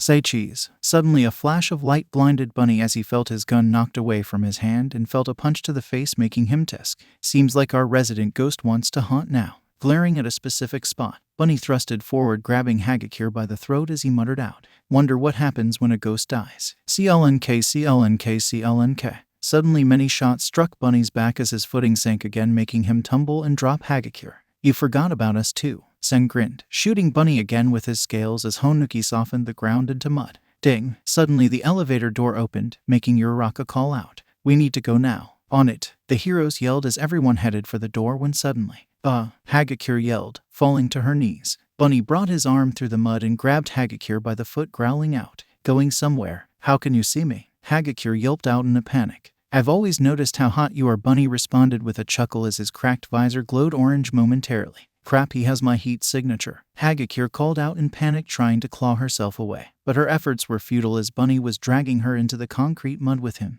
"Crap," Honuki panicked, hardening the ground, not wanting to drown the invisible girl in concrete. Grinning, Bunny now let go of Hagakure and placed both arms on the ground, pushing himself up as he dug himself out the concrete. Before anyone could think to act, Bunny placed a boot on Hagakure, forcing her to be a hostage in case Mudman tried to sink them again. "I'm getting really tired of being buried alive." Bringing his arm up, Sen was about to shoot Bunny off Hagakure, but a quick reflex from the Yakuza shot them out the air with his Air Force gloves. "I don't think you realize the danger your partner is in." Applying a bit more pressure, Hagakure wheezed out in pain, making the heroes halt any other attempts at stomping Bunny. "Crap, what do we do now, Phantom Thief?" Awase asked, feeling useless in this scenario. "I don't know," Monoma muttered out, faltering at the hostage situation they were now in. "What do you mean you don't know?" Minda hissed out, fearing for his classmates' safety. "Gravity, I'll repeat one more time that I respect your decision to stay on the hero's side for all that placed their faith in you. But join me now and we can preserve a fine, hardworking lady who just wants a better life, or perish with the rest of the heroes." Bunny threatened one last time, making the heroes freeze and stare at Uravity for her decision. "Is that why you captured Uravity? Because she is your friend?" Monoma taunted, hoping to get a rise out of the Yakuza. "No, I scouted every single one of you and saw you all lived fine lives and had everything you could ever want. But tell me, Uravity, what was your life like? Constantly near bankruptcy, in a broken-down apartment, and barely scraping by off coupons." Bunny taunted, making Uraraka wince at the jabs at her home life. "I'm perfectly fine." Uraraka spoke out, trying to remain calm. "Sure you are, but let me ask this, what about your parents?" Bunny taunted, making Uraraka freeze at the mention of her mom and dad. "I don't know what you're talking about," Uraraka muttered out, clearly knowing where he was going. "What was that interview you did in your debut? You became a hero for the money so you could afford your sweet mother and father that grand trip to Hawaii for all their hard work raising such a fine daughter and supporting her dreams despite being near bankruptcy." Bunny responded fondly, making Uraraka start crying at someone she saw so close to her in real life, drawing out the darkest parts of her past. "Why are you doing this?" Uraraka asked, feeling she was being exposed to the world. "Heroes are supposed to help people. And tell me this, besides your parents, has anyone ever helped you and your parents when they were struggling?" Bunny asked, leaving Uraraka only able to shake her head no. "No one helped us," Uraraka muttered out with more tears in her eyes. "Then let me be the first, because heroes are more than flashy suits and fighting villains. Heroes in my world are helpful friends that save others and support you out of their genuine heart, so please let me help you." Bunny called out genuinely as he offered his hand towards her. "Deku, stop it, this is too painful for me. Please," Uraraka cried out, feeling genuinely hurt by the Yakuza's, her best friend's, actions of using her past as part of his plan. "I'm sorry, I shouldn't have taken it that far, I wanted to genuinely help." Bunny apologized softly, taking his foot off Hagakure, making the invisible girl roll away in relief. In a moment of awkward silence, Uraraka felt bad for brushing him off, seeing as he never truly meant to hurt her, so stepping forward she chose to speak her decision. "Deku ich. Now," Monoma shouted, throwing another crate at Bunny while he was passive. "And now release the quirk." Bunny hissed as the crate crashed him into the wall. "Deku," Uraraka called out in worry, about to rush in and help her friend but felt Honuki grab her arm. "We have to go," Honuki muttered out to her softly, making Uraraka's heart clench, but she nodded in understanding. "All right, let's go," Uraraka ordered, rushing into the elevator. Everyone was now in the elevator except for one person, making Monoma hiss out, "What are you doing? Get in, Kamakiri. Someone has to stall Bunny, so go while I'll buy you some time." Kamakiri grinned, rushing towards Bunny, who was now throwing the crate off him. "I won't lose concentration again," Bunny muttered, now getting up and heading towards Kamakiri. "I'll back up, Kamakiri." "Hagakure, we need you too," Awase called out, rushing into battle. "Oh okay, what do you need?" Hagakure called out hesitantly as she followed Awase as the elevator closed behind her. "I'll tell you in a bit. Now get Eri out of here, Uravity," Awase called out in concern. "Yeah, let's get out of here," Minda agreed, smashing the up button. "I will," Uraraka agreed softly, with the elevator now closing as they were about to meet up with Kiwara. Uraraka only had one thought on her mind as she belittled herself. "What is wrong with me, that I almost accepted his offer? But the elevators now closed to the point of no return. Hagakure took a deep breath, easing her bruised stomach as she circled around the fight. I can do this. Bunny was dodging Kamakiri's blades and pelting him with range attacks thanks to the Air Force gloves, while also avoiding Oase, who was welding many metal pipes to the ground trying to trip him and hinder his movement. Getting in close, Bunny was about to punch Kamakiri in the face until Hagakure acted on the sudden flash. However, that didn't hinder Bunny as he knocked down Kamakiri before turning to Hagakure. Nice try, but thermal doesn't detect light. Crap, welder, you said that works. Hagakure yelled out, dodging a swipe at her. It should have. It works on most cameras. Oase panicked, forgetting setting up and instead tackling Bunny's side full force as the both stumbled on the floor. That's usually night vision, you little pest. Bunny tried to move but saw that both his arms were welded to the concrete. We got him now, Jack Mantis. Oase cheered out, looking at his friend now rushing his way. Welder, look out. Hagakure called out in panic. Crack. Using his left arm, Bunny broke the concrete, taking a welded chunk with it and smashing it against Oase, knocking him against the wall and finally out of the match. Oase, you'll pay for this. Kamakiri roared out, aiming his blade at the stuck Bunny. Crack. Doing the same with his other arm. This time Bunny used the chunk of welded concrete as a shield, blocking Kamakiri's slash. With the concrete now split in half, Kamakiri was about to slash again but was met with the image of Bunny's armored boot smashing his face and knocking him against a pile of crates, now knocked out as well. That is freeing, but I feel a presence is still in here. Bunny chuckled, walking towards a slightly open crate. Tearing the lid off, Bunny swiftly grabbed Hagakure by the curly hair he could see and purred out a boo. AHHH. Hagakure screamed in pain and fear as a toxic glare stared deep into her soul with his grip on her hair tightened.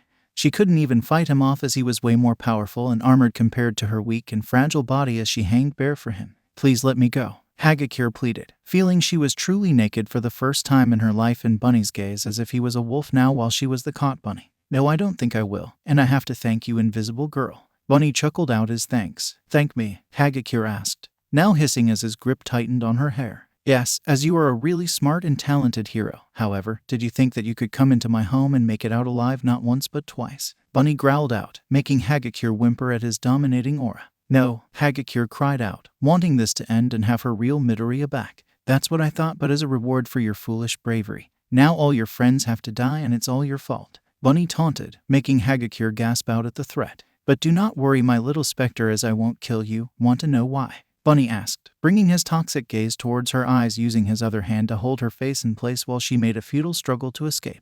Why? Hagakure muttered out in dread, feeling her soul actually leave her body. Well, I'm glad you ask, as I just want you to live with this never-ending guilt that this could have all been avoided if you lead them away from my home. Now you will stay here until the day you die, alone in my deepest cellar where no one can hear you scream from hell. Bunny laughed, taking thick cuffs from his pouch and snapping them on Hagakure. They'll just end me already, Hagakure pleaded, not wanting to be the sole survivor in this exercise, hanging and locking her against a ceiling pipe. Bunny could only grin as he turned towards the elevator and activated his earpiece. Snipe, she is effectively out of the game unless someone saves her, which I highly doubt. Hagakure could only cry as Bunny turned off the lights, as she was effectively left alone in the dark with essentially two of her teammates dead around her. Now fully understanding the meaning of a fate worse than death, Hagakure could only plead out, please someone, anyone, notice me and save me.